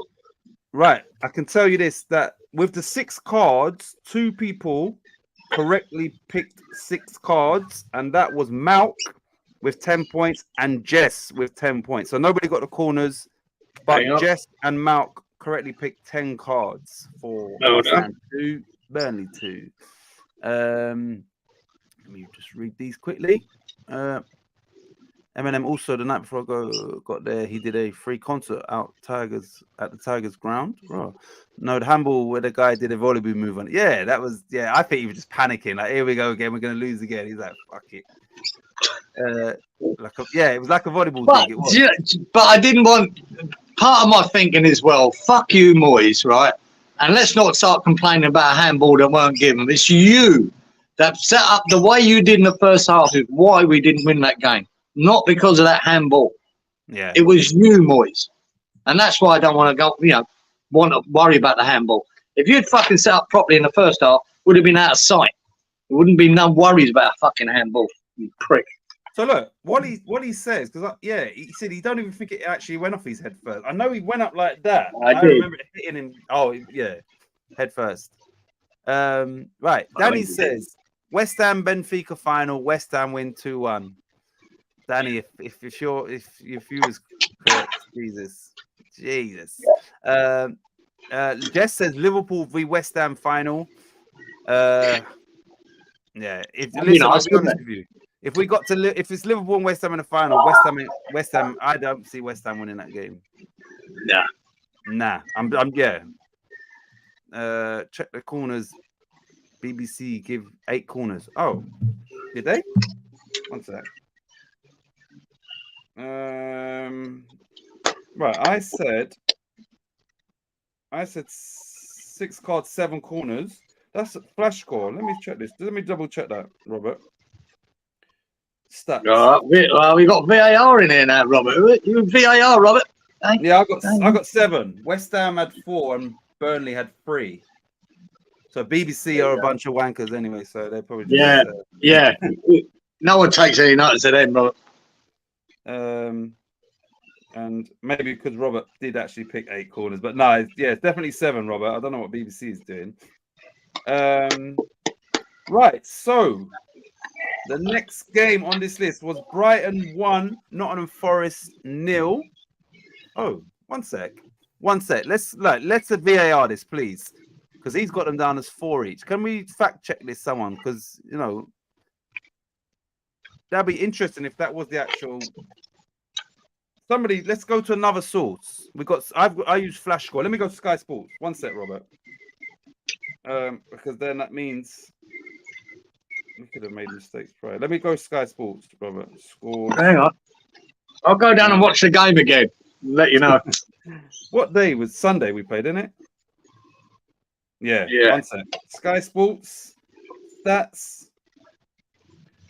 One sec. Where's it? Corners. Yeah, same 7. So BBC definitely. Yeah, 2-1. They're wrong. Yeah, so this says 4 to West Ham, 3 to Burnley. So I don't know what BBC is talking about. But I thought, let me check that actually. One sec. Right, so so the next game was Brighton 1, Forest 0. Anything to shout home about in that game there? No, it's pretty. I didn't. You know what I wrote down here? Bad keeping. That's all about. Must be for the goal. It was shit. Who scored the goal? I'll tell you now. That goal was scored by. It was an own goal by. I don't even know this guy. Omar Bamadil. Own goal. 29 minutes. Is he? He's not a keeper, is he? Lineups. That is the centre back of Nottingham Forest scored an own goal. I can't even remember it. Can't remember it. Oh, I do. Yeah, I do, mate. Oh man, it was a keeper, David. It was a near post corner, and the keeper just flapped at it. I think he might have hit it into the guy's fucking head, and it went in. Oh, is that the one? Yeah. Did I see that? Yeah, it's definitely that goal. It was shit, man. It was shit. I knew this game was going to be crap, and it was. It was rubbish. And the thing is, Forest obviously need points because of the pending deduction. So to see the goal like that, really cool. And it's good. Yeah, anyway. Can't tell you much more about the bloody game. You didn't write nothing. So. No, man, we can move on from that. Brighton, they held on for a win. Own goal by ex-Norwich defender from last season. Okay, he was a Norwich defender last year. I think it was a keeper's fault more than this, but yeah. Right, let me just tell you that. So there was 8 cards, 9 corners. So a lot of cards in this game. What do we pick score-wise for Brighton 1, Forest 0? Yeah, I picked 1-1. Yeah. Titch went 2-1 to Brighton. Rob went 2-1 to Forest. Molly 2-1 to Brighton. 2-0 to Forest, said Nanny. 2-1 to Brighton, said Jess. Stewie went 2-1 to Forest. 2-2 Lawrence. 2-0 said Inky. 2-2 said Mount. So no one got the score. I was closest. There you go. Right. Well, I would say this. There was nobody got the cards right, which was 8. That's a lot of cards. But the 2 people got 9 corners correct, and that was Danny Boy. And once again, myself, the maestro. Thank you. Well, that's not good. And Danny. Me and Danny, yeah. 9 corners. Yeah, that's your first points on the board, Danny. You got your 10. Well done, Danny boy. Yeah, you don't want to do what Titch did and get nothing for the whole round. So Exactly. stop that, man. That was a little. Ooh, that puts you in the lead, goes up. Oh yeah. How many points? 50 points. Okay. I've got 30. Rob's got 10. Wally's got 30. Jess has got 30. Julie only 10. Lawrence 10. 20 for Inky. And 10 for Milk. Okay, and we've got 2 more games left, which is the Liverpool v City and Chelsea v Newcastle. Right. So the biggest game of the weekend, obviously, ended Liverpool 1, Man City 1. Not a bad result for either team, and especially considering Arsenal next game, I believe, is against City at the Etihad. So Liverpool, for them, wasn't a bad result, especially as they was 1-0 down as well. So before you speak about the game, and this goes to everybody in the chat, yeah, considering Arsenal were top on goal difference from Liverpool, and they're both 1 point above City, Arsenal travel to City, having beaten them at the Emirates this season. Who is going to win the Premier League with 10 games to go? So nice and easy one for you, Geezer. If somebody gave you £1 billion now and they said, you know, you put that down, Fuck me. who are you putting that money on? So you lot, before Geezer speaks about his view on that game, who is winning the Premier League? If you asked me 2 months ago, I'd still say Man City. Yeah. Now it's a lot closer. I mean, all 3 are in for a shout, mate. All 3. I'm still going to back City, but I believe it could be all 3 of them potentially. And it's these games. This with Arsenal, Man City. This is a massive game, mate.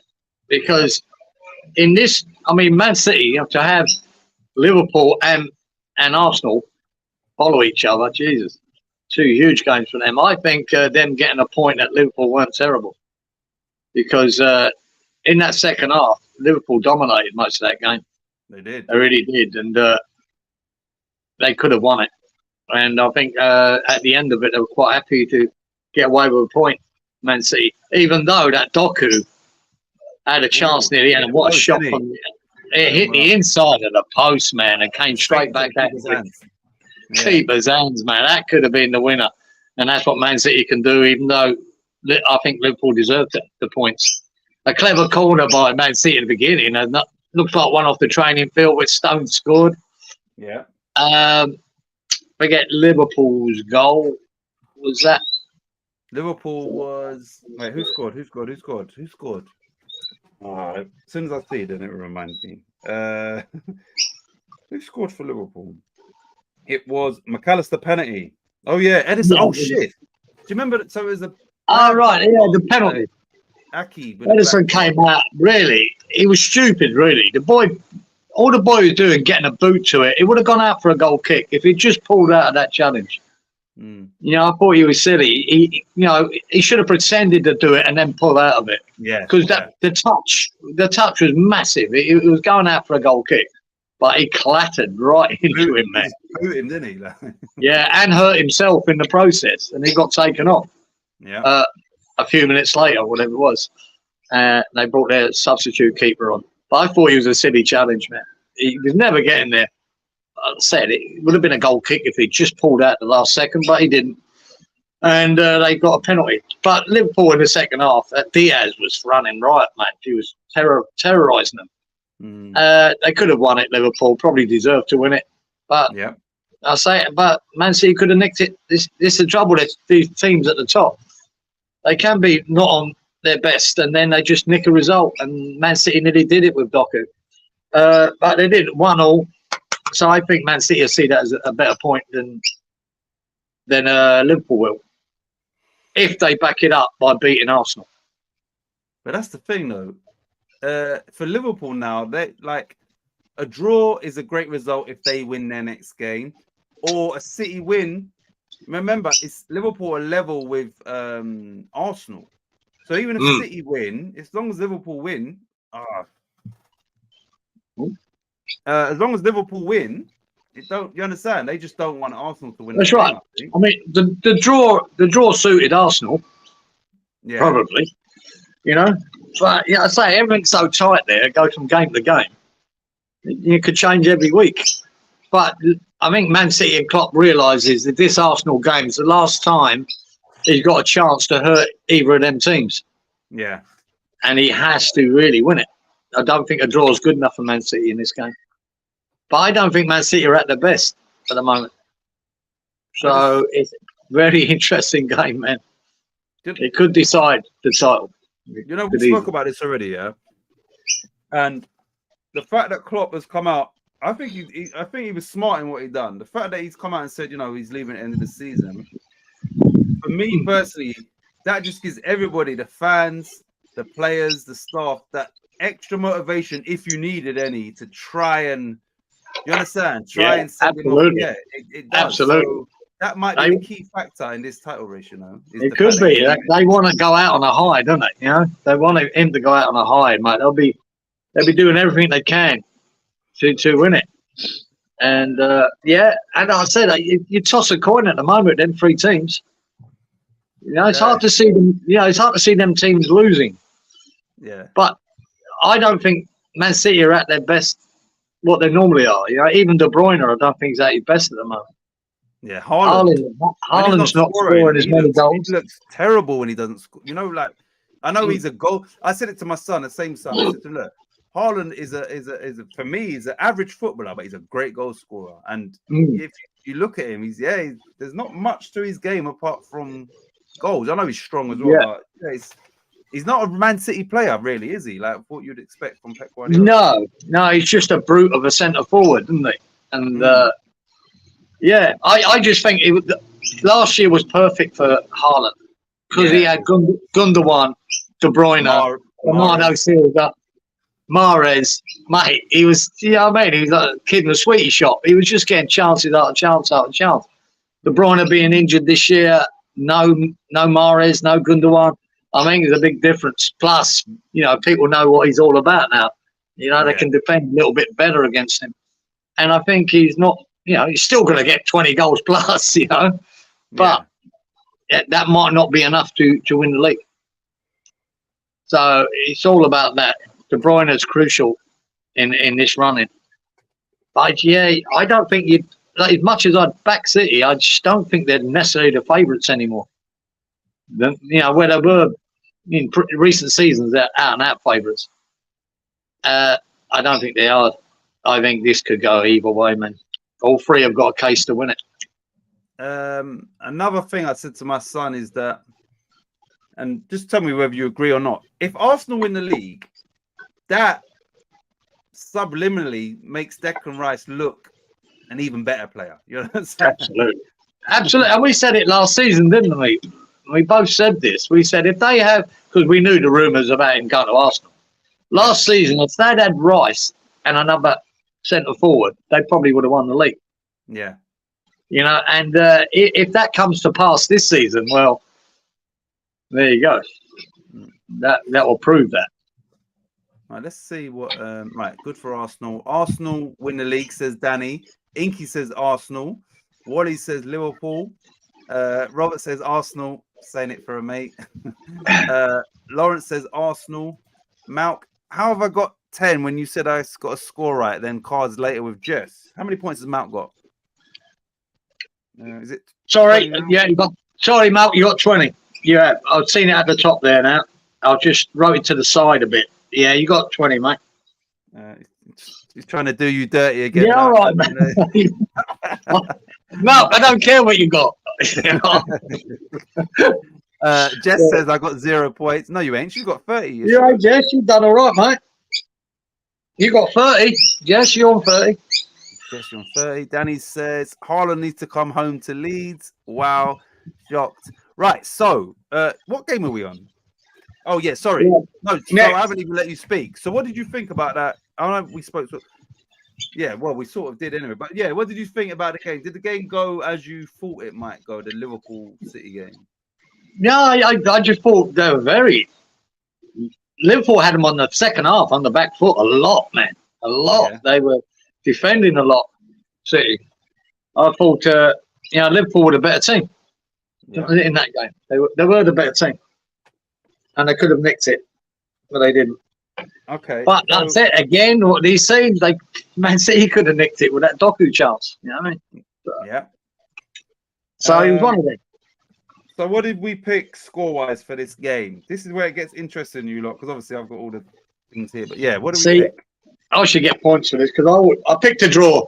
Or I picked 2-2. It was 1-1. I picked the draw. You said 2-1 to Liverpool. Rob said 2-1. Oh, fuck off, Wally.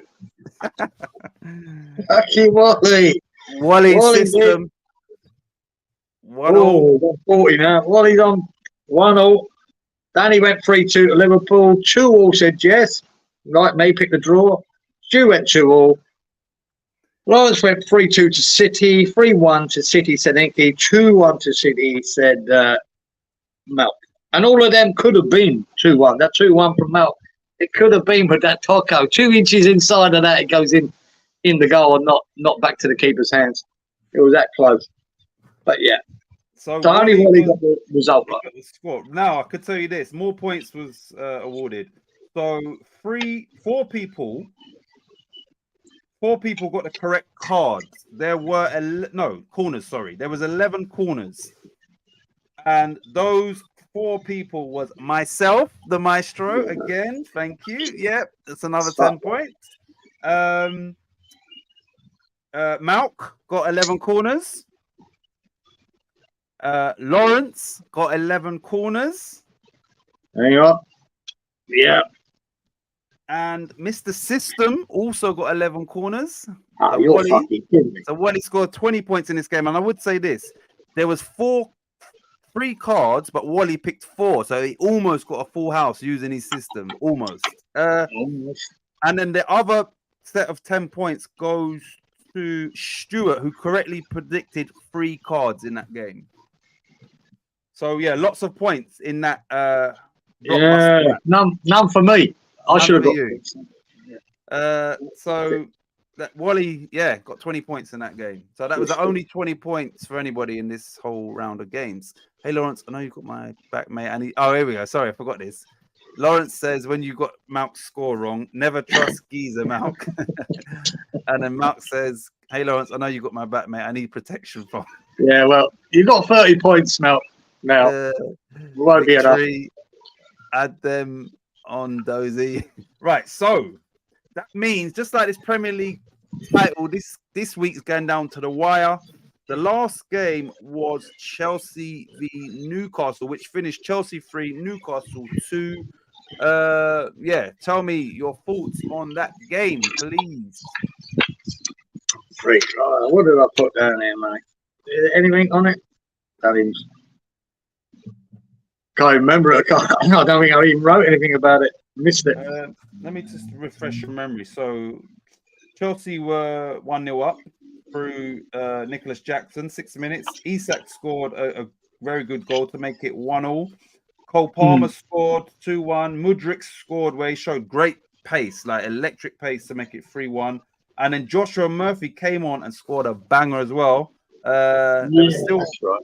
Still a lot of stoppage time, but obviously Newcastle couldn't find an equaliser. So yeah, a exciting game for goals in that. Yeah, the Murphy goal was a banger. Fuck me. Yeah, he's got some boot on him. That boy he puts a great ball into the box. That Murphy, you know, bit underrated, but fucking hell, he can hit a shot. Scored a really good goal. Yeah, Mudryk's pace, superb. Chelsea are like that. I mean, they've got so much pace around the team and quality, and that Cole Palmer keeps popping up with goals, but they still don't look like a team. Yeah, you know, they still look like they're relying on individual bits of brilliance, and they done them. And Newcastle again don't win. So yeah, can't remember much about the game, to be honest. I know it was a lot of goals in it, but that's it. Well, that win now means Chelsea are a point behind Newcastle, but they do have a game in hand on them. If that game in hand was played and won and no one else played, Chelsea would go into 10th, and Newcastle would drop out of the top 10. So it's a fall from grace from the Champions League last year to potentially out of the top 10. I don't think they'll finish outside the top 10, but I'm saying is, you know, certain pundits have said they look like they'd given up their season like after that game, like like nothing to play for almost. So that's quite a dangerous mentality. Yeah, I can see Newcastle finish around 10th or 9th. Really can. You know what I mean? They're not on it at the moment, and they're losing games. They're conceding a lot of goals. So, you know, I'd say Chelsea, you don't know what you're getting week in, week out, mate. But I think they'll put enough points on the board to get in front of Newcastle. They can only get better, I think, Chelsea. Yeah. Well, I think Newcastle, the injuries they've had, the players they're missing, unless they got them all back in one hit, I think their season is sort of just petering out. And I think they will change how at the end of the season. I think so too. Now, Newcastle last year, up until near the end of the season, they had the meanest defense in the league. This year, they've let in 48 goals, which is, like I said, last year the foundation was defensively they were solid, but obviously this year, not so much so. And they've lost Pope as well for a while, haven't they? Yeah, he's been out. Trippier's been in that injured. He's injured again. Joel Linton, I think, has been their biggest loss. He's been injured. They've had major injuries. Even they just can't cope. They had Sven Botman got injured at some point in the season where he was doing really well for them. So yeah, they've had a lot of injuries.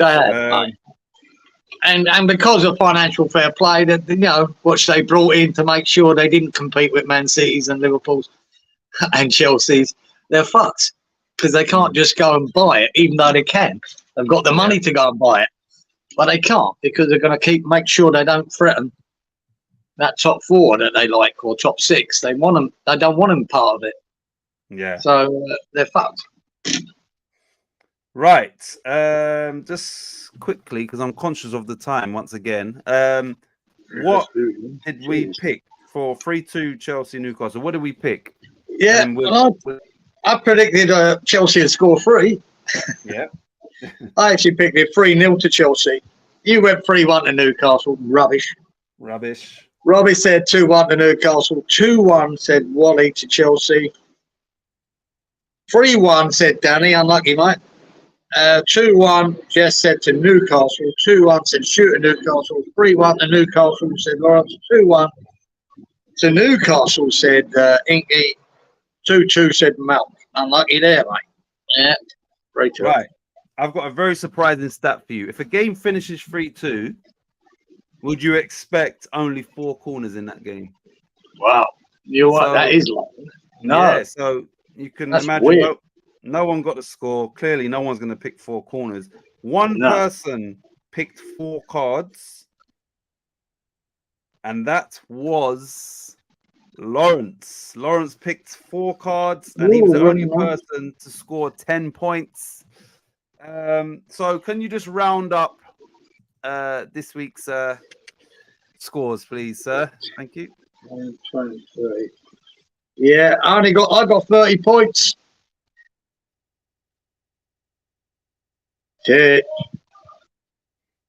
Rob got 10. Yep. Bad week with Rob. 50 points, says Wally. Mr. System. That's it's not a bad score. Not 100 points, I remind you. But there you go. Danny, not a great week. And I had 10. Yeah. Jess, 10, 20, 30 points for Jess. Stu, 10, 20. Lawrence, 10, 20, 30 for Lawrence. Inky, 20. Yeah. Mount, 10, 20. Does it matter? 30. Yeah, 30. Same as me. 30s. So, Titch, 60. Yeah, buddy. Yeah, well, he done well. He came back with a mixed-up system, a little mixed up, and he hit 50 points. So I had 30, you had 60, 10 for Danny, 30 for Jess, 20 for Stu, 30 for Lawrence, 20 for Inky, and 30 for Malk. So yeah, well done, Titch. 60 points. I'll Big go score. back. I'll go back to Liverpool v City. Wally got the score, he got the corners, and he was one away from the card. So that system could have actually meant that we both had the same points. Thankfully, he was slightly off, just ever so slightly. But yeah, it was a good, you know, tight-ish week. Right, we're gonna have to work out how we do this week because there's only 4 Premier League fixtures, Leeds, and then I'm gonna chuck in 5-1. I'll just go through here, some European, maybe 1 Championship game. But anyway, let's just get straight into what's first on your list, you lot, and because yeah, I don't want to drag this. Luton Forest. Right, let me just create a new. Right, let me just put everyone's name first in no particular order. Just do it like this. One set, everybody. Wally, Lawrence, Malk. This is no order. Stuart, Robert, Inky, Jess, Danny. I'm gonna put. I don't know. Is Charlie gonna do it? I don't think Charlie would do it. One sec. Right. Giza, Titch, Wally, Lawrence, Malk, Stuart, Robert, Inky, Jess, Danny. That's everyone, isn't it? Yeah. Let me copy this. Copy that. And then delete it. Right. Sorry. Who was it again? Luton v Forest. Is it Luton Forest? Oh. Oh, that's a big game. Forest. That's what it says to me, anyway. You better check that. But... No, I wasn't sure. I'm just saying that's a massive game. I only see 4 games up for this round. That's all I saw. No, it must be them, but I'm just saying, what a game. That's a massive game. Let me just fixtures. Yeah, Luton Forest. 3 o'clock on Saturday, I think it is. Right, Luton at home to Nottingham Forest. The reason why it's so big is because if Luton win this game, they would go to, I think, a point. One second, let me double check that. If Luton win, they would be equal points as Forest, and Forest have got that points deduction hanging over their head. So this, and Luton's at home. This is a massive, massive game. This is as big as, almost as big as Liverpool v City. Different reasons, obviously. Right. I give the system 1 fire. I will keep it up for next week. Big up Laurie. Wally, sorry.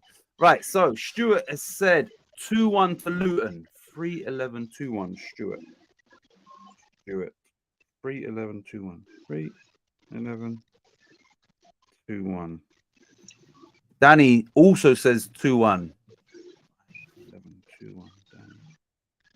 Danny. 5-11, 2-1. Who's next? Lawrence says 2-2. 4-9-2-2. Lawrence.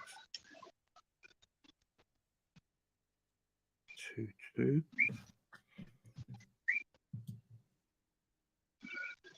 Mr. System says 1-1. 4-10-1-1. Woody. 4-10-1. Yeah.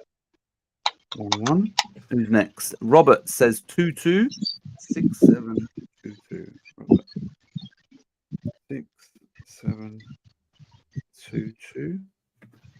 6-7-2-2. Jess ain't done it, actually. Nah. Inky says 2-1 to Luton. 4-12-2-1. Inky. 4-12-2-1. Yeah, I wrote my score down straight away. Right. Malk says 1-1. 5-9-1-1. 5-9-1-1. So it's Jess and then me and you. Yeah, Jess ain't done it, does she? No. Yeah. Okay. What's yours? I went 2-2. I wrote down straight away. I went, yeah, that's sort of probably 2-2. 4 cards. Yeah. 9 corners. 4, 9. There should be goals in this game. Right. Who is it? Luton v Forest. Luton. I'm going for a Luton win. I'm going to go Luton 3, Nottingham Forest 1. Cards. I was thinking about 3-2 actually, but yeah. What, to Luton? Yeah. I think cards wise, Forest might get a couple because of the nature of the game, and they might be losing. Like I think so. I'm gonna say 6 cards. 6 cards. 8 corners. 6, 8, 3, 1. 6, 8, 3, 1. Right. Let's see if Jess, if you can hear me, she might have fallen asleep. It's Burnley Brentford next anyway. Burnley v Brentford. First time I've not put 11 corners. It better not come up next week.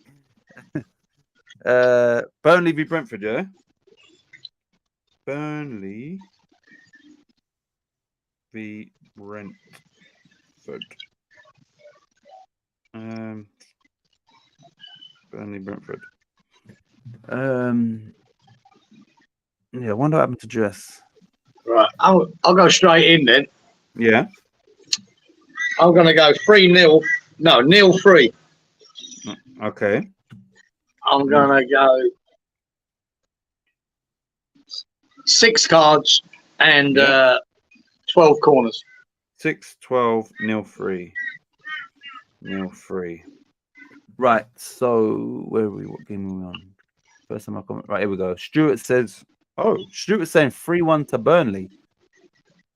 4, 12, 3-1. Stuart. That ain't happening. 4, 12, 3-1. Danny says 0-2. 7, 12, 0-2. Danny. 12, 0-2. Who's next? Wally says 1-1 for Mr. Systemo. 3-9-1-1. Wally. 3-9-1-1. Robert says 0-2. 6-11-0-2. Robert.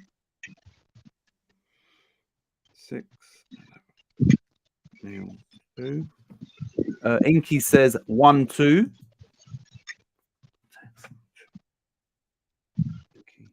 4, 10, 1-2. Lawrence says 0-3, same as you. 5, 10, 0-3. Lawrence. 5, 10, 0-3. Oh no. Stuart's saying 3-1 to Brentford, so he's saying 1-3. Let me change that. I thought that might be the case. Stuart 1-3. 1-3. Malk says 1-3 as well. 1-3, 5-9, 1-3. Malk. 5-9-1-3. Stu. Danny says, Stu, we only take your first answer. Sorry. Yeah. And then what? Wally says, sorry, Stu. Lawrence says, Danny agrees. Sorry, Stu. Yeah, tough shit, mate. Yeah.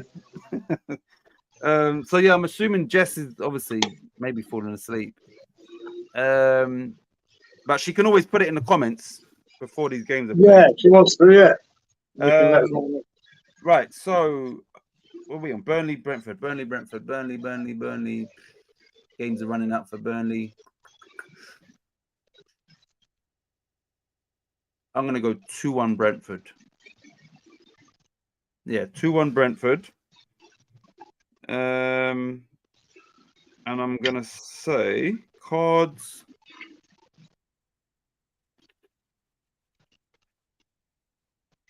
Five cards and 11 corners. 5, 11, 1, 2. Fulham Spurs for everyone. If you want to know what's next. London derby. Fulham at home to Spurs. Fulham v Spurs. Fulham v Spurs.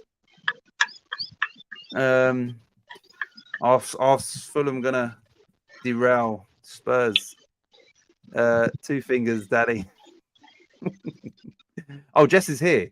All right, good. Right, you only missed Luton v Forest and then Burnley v Brentford. So yeah, Just do yours. Luton v Forest first. Jess, right. Right, let me start this one. Right, Mark says, I knew what you meant to do. Dodgy lot on here, mate. Show no mercy. Right, so the first scoring is Robert. Robert says 2-2 for Fulham v Spurs. Robert. But Jess, we'll catch up with your one. 5-15, 2-2, Robert. 5-15, 2-2.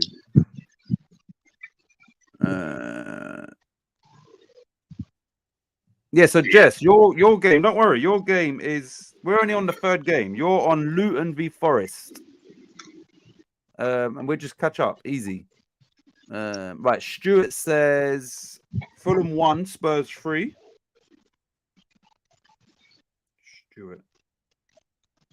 Stuart 4-12-1-3. 4-12-1-3. And once you've done it, Jess, then obviously, yeah, you'll catch up quick. Stu, you are on a yellow, says Lawrence. Now watch Burnley win 3-1, says Wally. Right, Danny says 1-3. Spurs, Fulham 1, Spurs 3. 8-15-1-3, Danny. 8-15-1-3. Robert says on the third, Jess, Wally be hilarious, wouldn't it? It's okay, have a good one. Yeah, catch up, Jess. We're not even 2-2, says Inky. 6-10-2-2, Inky. 6-10-2-2. Lawrence says 1-3. Fulham 1, Spurs 3. 4-12-1-3. Lawrence. 4-12-1-3.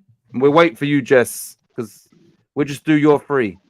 Wally says 2-1 to Spurs, so 1-2. 4-12-1-2. Wally. 4-12-1-2. And Malk says Fulham 1, Spurs 2. 6-9-1-2. Malk. 6-9-1-2. So yeah, we're waiting on you, Jess. But me and Kieran still got to give our things for this one. Yeah, I wrote the score down straight away. I went same as a couple of people. I said Fulham 1, Spurs 3. Yeah.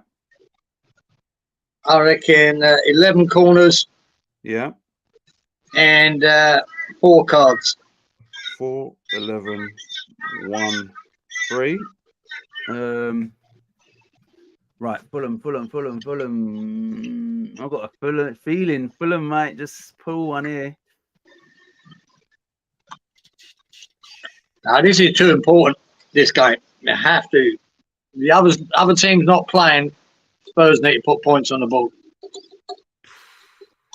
Right, I'm going to sit on the fence a bit. I'm going to say 2-2. I'm going to say... I think there's going to be a red card as well, actually. Right, I'm going to go 6 cards and 9 corners and 2-2. 6-9-2-2. 6-9-2-2. Right, Malk says, don't worry, Jess. These only have to sign gyros. You have lots of signing autographs. Right, Jess, where are you? Come on, put your scores in. We're waiting. First game was Luton Forest. Because we've only got one more Premier League. Then it's the Leeds game. Then I'm going to pick 5 random ones. So, Malk, gyros don't exist anymore. Gyros, you eat them, innit? Where is she? Right, yeah. Let's just wait a minute. Just let me know if you're, because it'll be quick.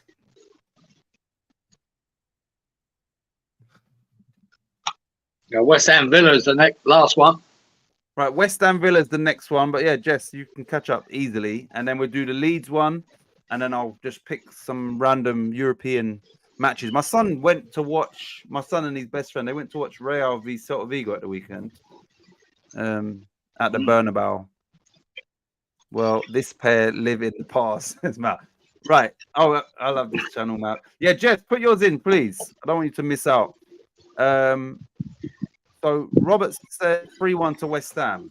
4-9. Oh shit! What's the? It's West Ham Villa, isn't it? West Ham v Villa. Robert said what? He said 3-1 to West Ham. Oh, yeah, and before you do these, remember I said there's a good chance Watkins is out injured and McGinn will be suspended. So that changes a lot in this game for me. 4-9. 3-1 is Robert. Next one is Danny says 3-0 to West Ham. Oh no, no. He's saying 3-0 to Villa. He's corrected himself. 3-0 to Villa. Yeah. 6-10 0-3. Mate, didn't you see Kudos's goal, mate? We're definitely getting on the score sheet. The only worry, do you know who's the two boys up front on the wings for them? The real quick ones. Yeah, Bailey and what's the other guy? The other guy, man, they're fast. Diaby, yeah, man. That's what worries me, them two. Fucking quick. Very quick. Right, Inky says 3-1 to Villa, so 1-3. 5-10, 1 for Inky. 5-10, 1-3. Lawrence says 2-1 West Ham. 5-10, 2-1. Lawrence says 2-1. Okay. Wally's just inputting into his supercomputer the last 100 games v West Ham v Villa. So we'll get his. Oh, here he goes. 1-1 says Wally. 4-11, 1-1 for Mr. Systemo. 4-11, 1-1. Lawrence says, sorry, Danny, first answers only.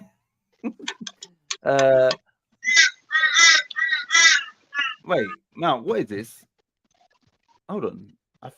Is Malk saying 6? No, Malk, can you clarify what that means? Because he's put 1-1, but then he's put 6. 6 and that's it.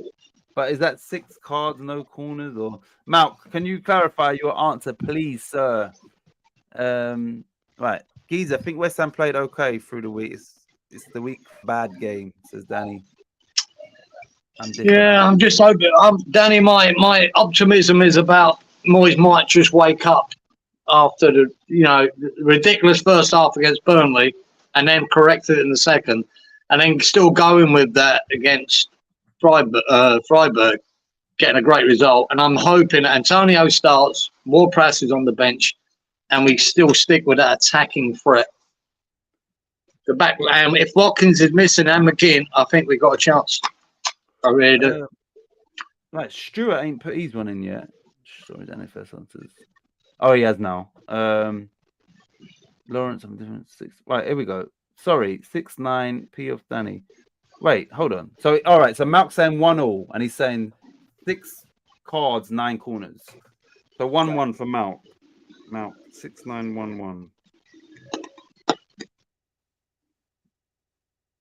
6-9-1-1.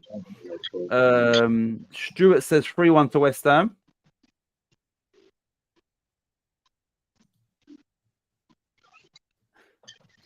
Danny says, Stu, wow, you think East Ham are scoring 3?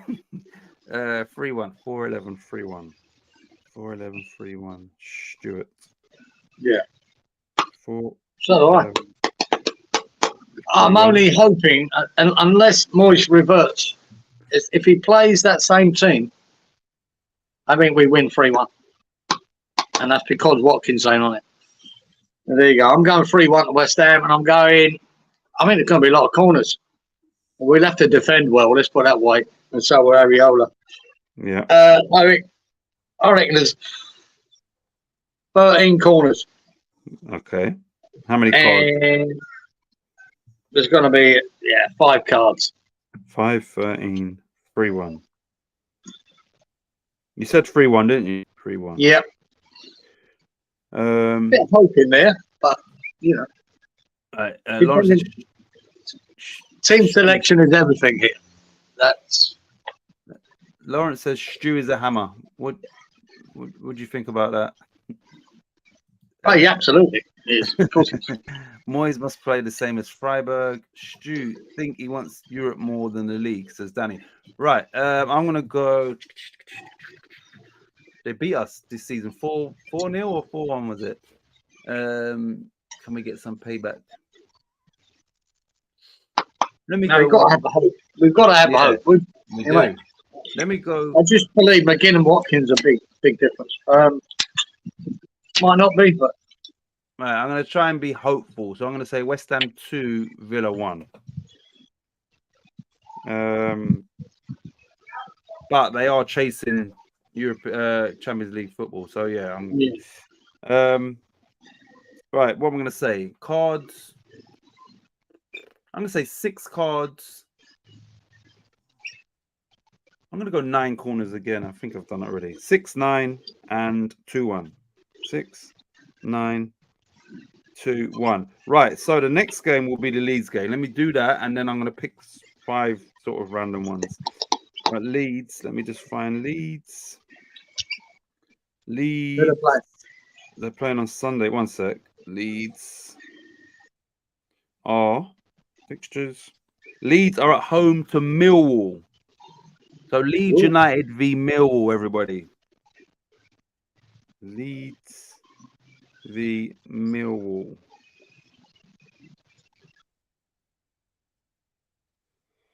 Leeds v Millwall. These Stu, even Lawrence ain't daft either. Laugh at that. Right. So Robert is saying 3-1 to Leeds. 4-12, 3-1. Robert. 4-12, 3-1. Danny says 2-1 to Leeds. 5-10, 2-1. Danny. 5-10, 2-1. Stuart is saying 1-1. 5-8, 1-1. Stuart. 5. I fancy him, Stu. Ooh, interesting. Wally's thrown a little curveball. He says 2-1 to Leeds. 4-11, 2-1, Wally. Yeah, that's 2-1. Inky says, 6. All right, you know the score, Titch. Right, so Inky's saying, I think he's going to agree with me as well. Inky's saying 3-1 to Leeds. And just to double down on that, I'm saying 3-1 to Leeds as well. Right, Inky is 6-12, 3-1. Leeds. Oh shit! Yeah, Leeds are at home. Yeah. Inky 6-12, 3-1. 6-12, 3-1. Who else is here? Lawrence is 2-1 to Leeds. 5-10, 2-1. Lawrence. 5-10, 2-1. Stuart, I'm collecting the receipts, and if West Ham win 3-1, you better know I am coming. Geezer, Millwall will come and kick us around the pitch and waste time. If I see C's lips curl at the sides, I know I'm stitched up. No. I'll tell you what I'm doing, Mal. I'm going 2-1 to Leeds. And so are you. Because we've got to keep it the same there. Okay, let me see. And I'm going 9 corners, 7 cards. 7, 9, and you said 2-1. Yeah. And then for Malk said 7, 9. He's got the same as you then. He's got the same cards and corners as you as well. Has he? Yeah, 2-1. Look, Oh, see, yeah. you two on the same page for once. Right, cheers, brother. No worries, Inky. I've got a feeling 3-1's coming, especially if Leeds score early. Right, so what did I say? I said 3-1. Let me just give my cards and corners. Dirty Millwall, probably get loads of cards. That 7's looking tasty, but I'm not going to go. It is looking tasty, actually. I'm going to go 7 cards as well, you know. 7 cards. I'm going to go 8 corners. And I said 3-1 to Leeds. Right now, let me just get some random games for you lot across I'm going to see what's in the championship. Let me go. Right, let me give you lot this one. Ipswich v Sheffield Wednesday. So Ipswich obviously trying to get automatic promotion, and Sheffield Wednesday are shit, I think. Let me just double check that. Sheffield Wednesday are second from bottom. But, you know, they're only a point from safety. So it's all to play for both these teams. So Ipswich, let me just confirm they're at home. Ipswich at home to Sheffield Wednesday. What are we saying for this? Robert says, that's it for me. Not going to partake in the rest. It's tomorrow already. Night, people, and good luck. No worries, Robert. Thanks for tuning in, though. See you, Robert. Oh, Danny's going for a 2-1. Right, Danny's going 1-2. So he's saying Sheffield Wednesday to win that game. Oh shit, I need to put this down here. Ipswich.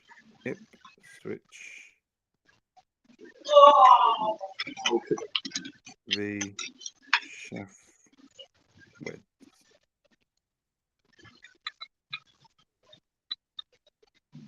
Paste. Right, who was that first one? It was Danny. 6812. 6812. Who was next? Wally says 2-1 to Ipswich. So 2-1. 4-10, 2-1. Wally. 4-10. 2-1. Next one was Night Robert. Oh, so Lawrence is saying 3-1 to Sheffield Wednesday. So 1-3. 4-9-1-3. Lawrence. 4-9-1-3. Night Bob. Love it. Inky says he also says 1-3. 5-12-1-3. Inky. Have Ipswich fallen apart lately or something? What's going on? Yeah, that's what I'm thinking. Malk says 1-1. 4-11-1-1. No. Really? I expected I thought they'd all these championship boys would all pick Ipswich to win. Especially as they're at home as well. Oh my days. Stuart is saying Ipswich 1, Sheffield Wednesday 2. 4-11. What do they know? Why is Sheffield Wednesday at the bottom? You think they can beat Ipswich? Or was this what the fuck? Yeah, what's going on? Let me just check something here. Head to head. Well. Right, Ipswich lost their last game, but before that they won 1, 2, 3, 4, 5 on the trot. Yeah. And then head to head, 1 sec. And then Sheffield Wednesday, on the other hand, also they won 1, 2, 3, 4 on the trot, but then they lost their last game. So they both lost their last game, but before that they won 4 and 5. Ipswich at home are they won 3-2, they won 3-1, they won 4-3, they drew 2-2, they lost 2-1 to Maidstone, which would have been surely FA Cup. And Sheffield Wednesday away, they've won the last 2 against Rotherham and Millwall, and then before that they lost 3. Right. Yeah, so anyway. I'm going 3-1 Ipswich. Right against the grain. Yeah, according to them. Yeah. Yeah, 9 corners and 5 cards. 5, 9, 3-1. Yeah. Wednesday been on a good run. Sheffield Wednesday have turned it around. Right. Right. Okay. Nah, I'm not having it. I don't care. Ipswich is trying to get up top 2. I'm gonna say Ipswich 2, Sheffield Wednesday 0. 2-0 Ipswich. Cards and corners. Championship. I'm gonna say 5 cards and 12 corners. 5, 12, 2-0. 5, 12, 2-0. Right, next game. We will fly through this. Let me just go. Hurry up. Yeah. Today. Right. So let's go to Harry Kane. We're going to go Darmstadt at home to Bayern Munich. Bayern Munich are second, 10 points behind Stuttgart, and Darmstadt are rock bottom. Yeah, Darmstadt, if that's how you pronounce it, v Bayern, everybody. This could be a high one. So let me Darmstadt. Yeah. Darmstadt v. Did you see what he did last week? Harry Kane. It's his 4th hat trick of the season. Yep. And he's 30 guy. It's never been done before in the Bundesliga, 4 hat tricks in a season. Yep. And he's hit 30 goals. But crazy, isn't it? Sheffield Wednesday will be fighting. Think Ipswich may take it. Mine is a hope score. It's hoping Pigs will score. Titch. See, I don't know nothing much about them. Right, here we go. This is right. Hold on, Inky. This must be the Bayern. Yeah, this is the Bayern one. Inky's saying Darmstadt 0, Bayern 3. 4-10 0-3. Inky 0-3. 4-10 0-3. This is the 6th game you look. We'll just do 10. Danny says 0-7, which wouldn't be too surprising. 6-14 0-7 for Danny. 6-14 0-7. This could be a route. 6-14 Danny 0-7. Lawrence says 4-0 Bayern 0-4. 6-10 0-4. Lawrence.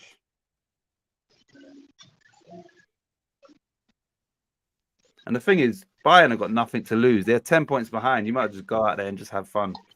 Yeah, fun. Try and score a load of goals. Right. Wally says Darmstadt 1, Bayern 2. 4-11 1-2 for Wally. This is where his sister's gonna fail in. He's like shit.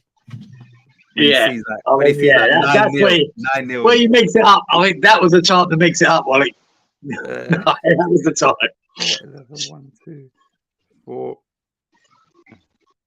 11 1. I'm going to make a prediction here again.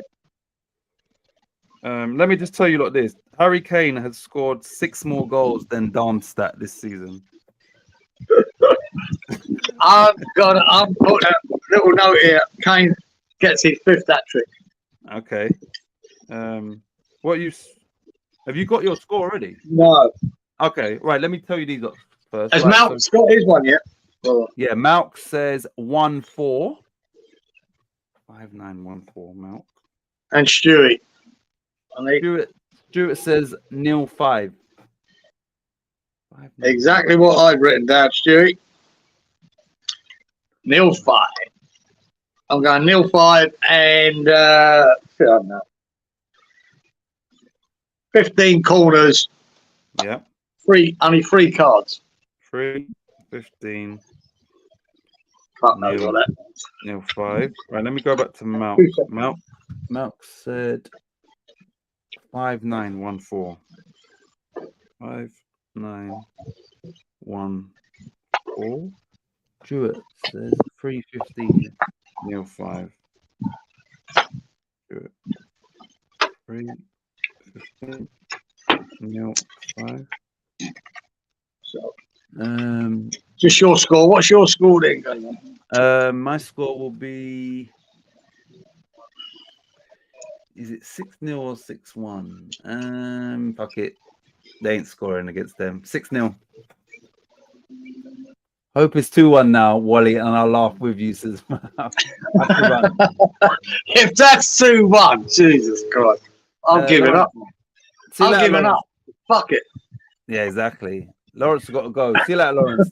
Thanks for partaking. Lawrence, don't run too fast. Thank you, my friend. See you, Lawrence. You could leave it at that if you wanted to. Yeah, I was going to say we'll leave it at that because then the score is going to be all over the place because obviously some people have done like much more games. I think. Did I? Oh, I didn't. Yeah, fair enough. No, good. What did I say? I think I'm going. Look, Rob missed the last 2, right? So yeah, let's just throw Rob in there. All right, whatever. Put a system in there for both games. All right, let me just do mine and then we'll go back on Robert's one. Right, so I said 6-0. I'm going to do cards, 4 cards. I'm going to go 18 corners. It better not be 19. And I said 0-6. Right. So let's go back for Robert for Ipswich v Sheffield Wednesday.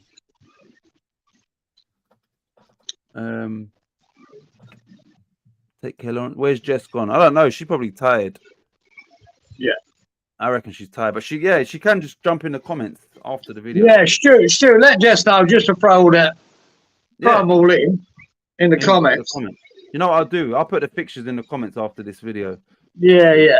And then she can put it in there if you want. Yeah. She's bubble.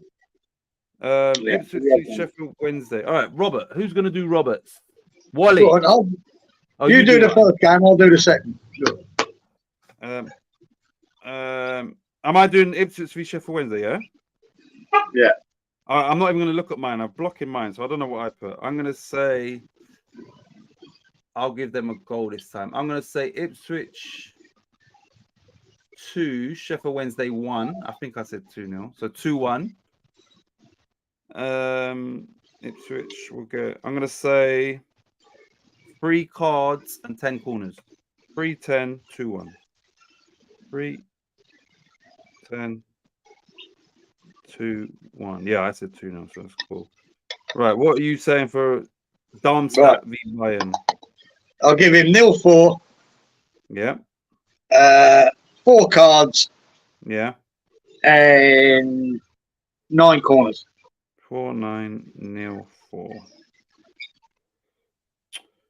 0-4. But yeah, after this, I'm going to put the fixtures into the chat, and hopefully Jess can just put hers in there. Where's Jess? With these 2 last games for Robert, you'll split the point. Probably won't get any points anyway. But yeah, you lot, it's almost 2.5 hours, and I appreciate. Hey, what did you say for Rob? What the score for Ipswich game? Would you give it? 2-1 to Ipswich. Yep, fair enough. I did. Yeah. Done. If they are right, we're split. No, Robert can have them, no problem. But yeah, I want Jess to think it, so I will put that in the chat. So if anybody speaks to her, but obviously the first games will be at 3 o'clock tomorrow, I think. Yeah, just let her know, Stu, or Danny, or Mount, or whatever. Let her know if she wants to do it. So she'll be involved in it next week. Exactly. But I'm going to put that in anyway. But yeah, we will see you all. We've got internationals after this thing, innit? So yeah, it'll probably be Friday, but it'll be a different. Well, we can reflect on it, and then there probably won't be no prediction. We'll just chat or whatever. Yeah, we'll do something for next Friday. Talk about how Kudus is going to be worth 100 million by the end of the year. At least. Titch, I'm on with Jess early morning. I said, all right, thanks, Danny. Yeah, I'm going to put it in. As soon as I come off here, Danny, I'll put the fixtures. And remember, there's only 6 I've already done. Skills, Danny. Yeah, no, 7. It was 7. Yeah. I'll put it in the chat. Jess, yeah, we are massive. We are massive, boy. Just remember that, Leeds, mate. Because the chances are you won't be in the Premier League next year. But we are massive. Yeah. We will be. We will. Jess puts a that's what I said. She might be tired because I know she's busy on here. Cheers, everyone. Cheers, Inky. I may miss next week. Yeah, thank fuck for that, Wally. But, yeah, appreciate all of you lot as always, and we will be back probably next Friday. We'll just chat as this international break. But anyway, ciao. See you next time. Laters, everyone. Bye bye.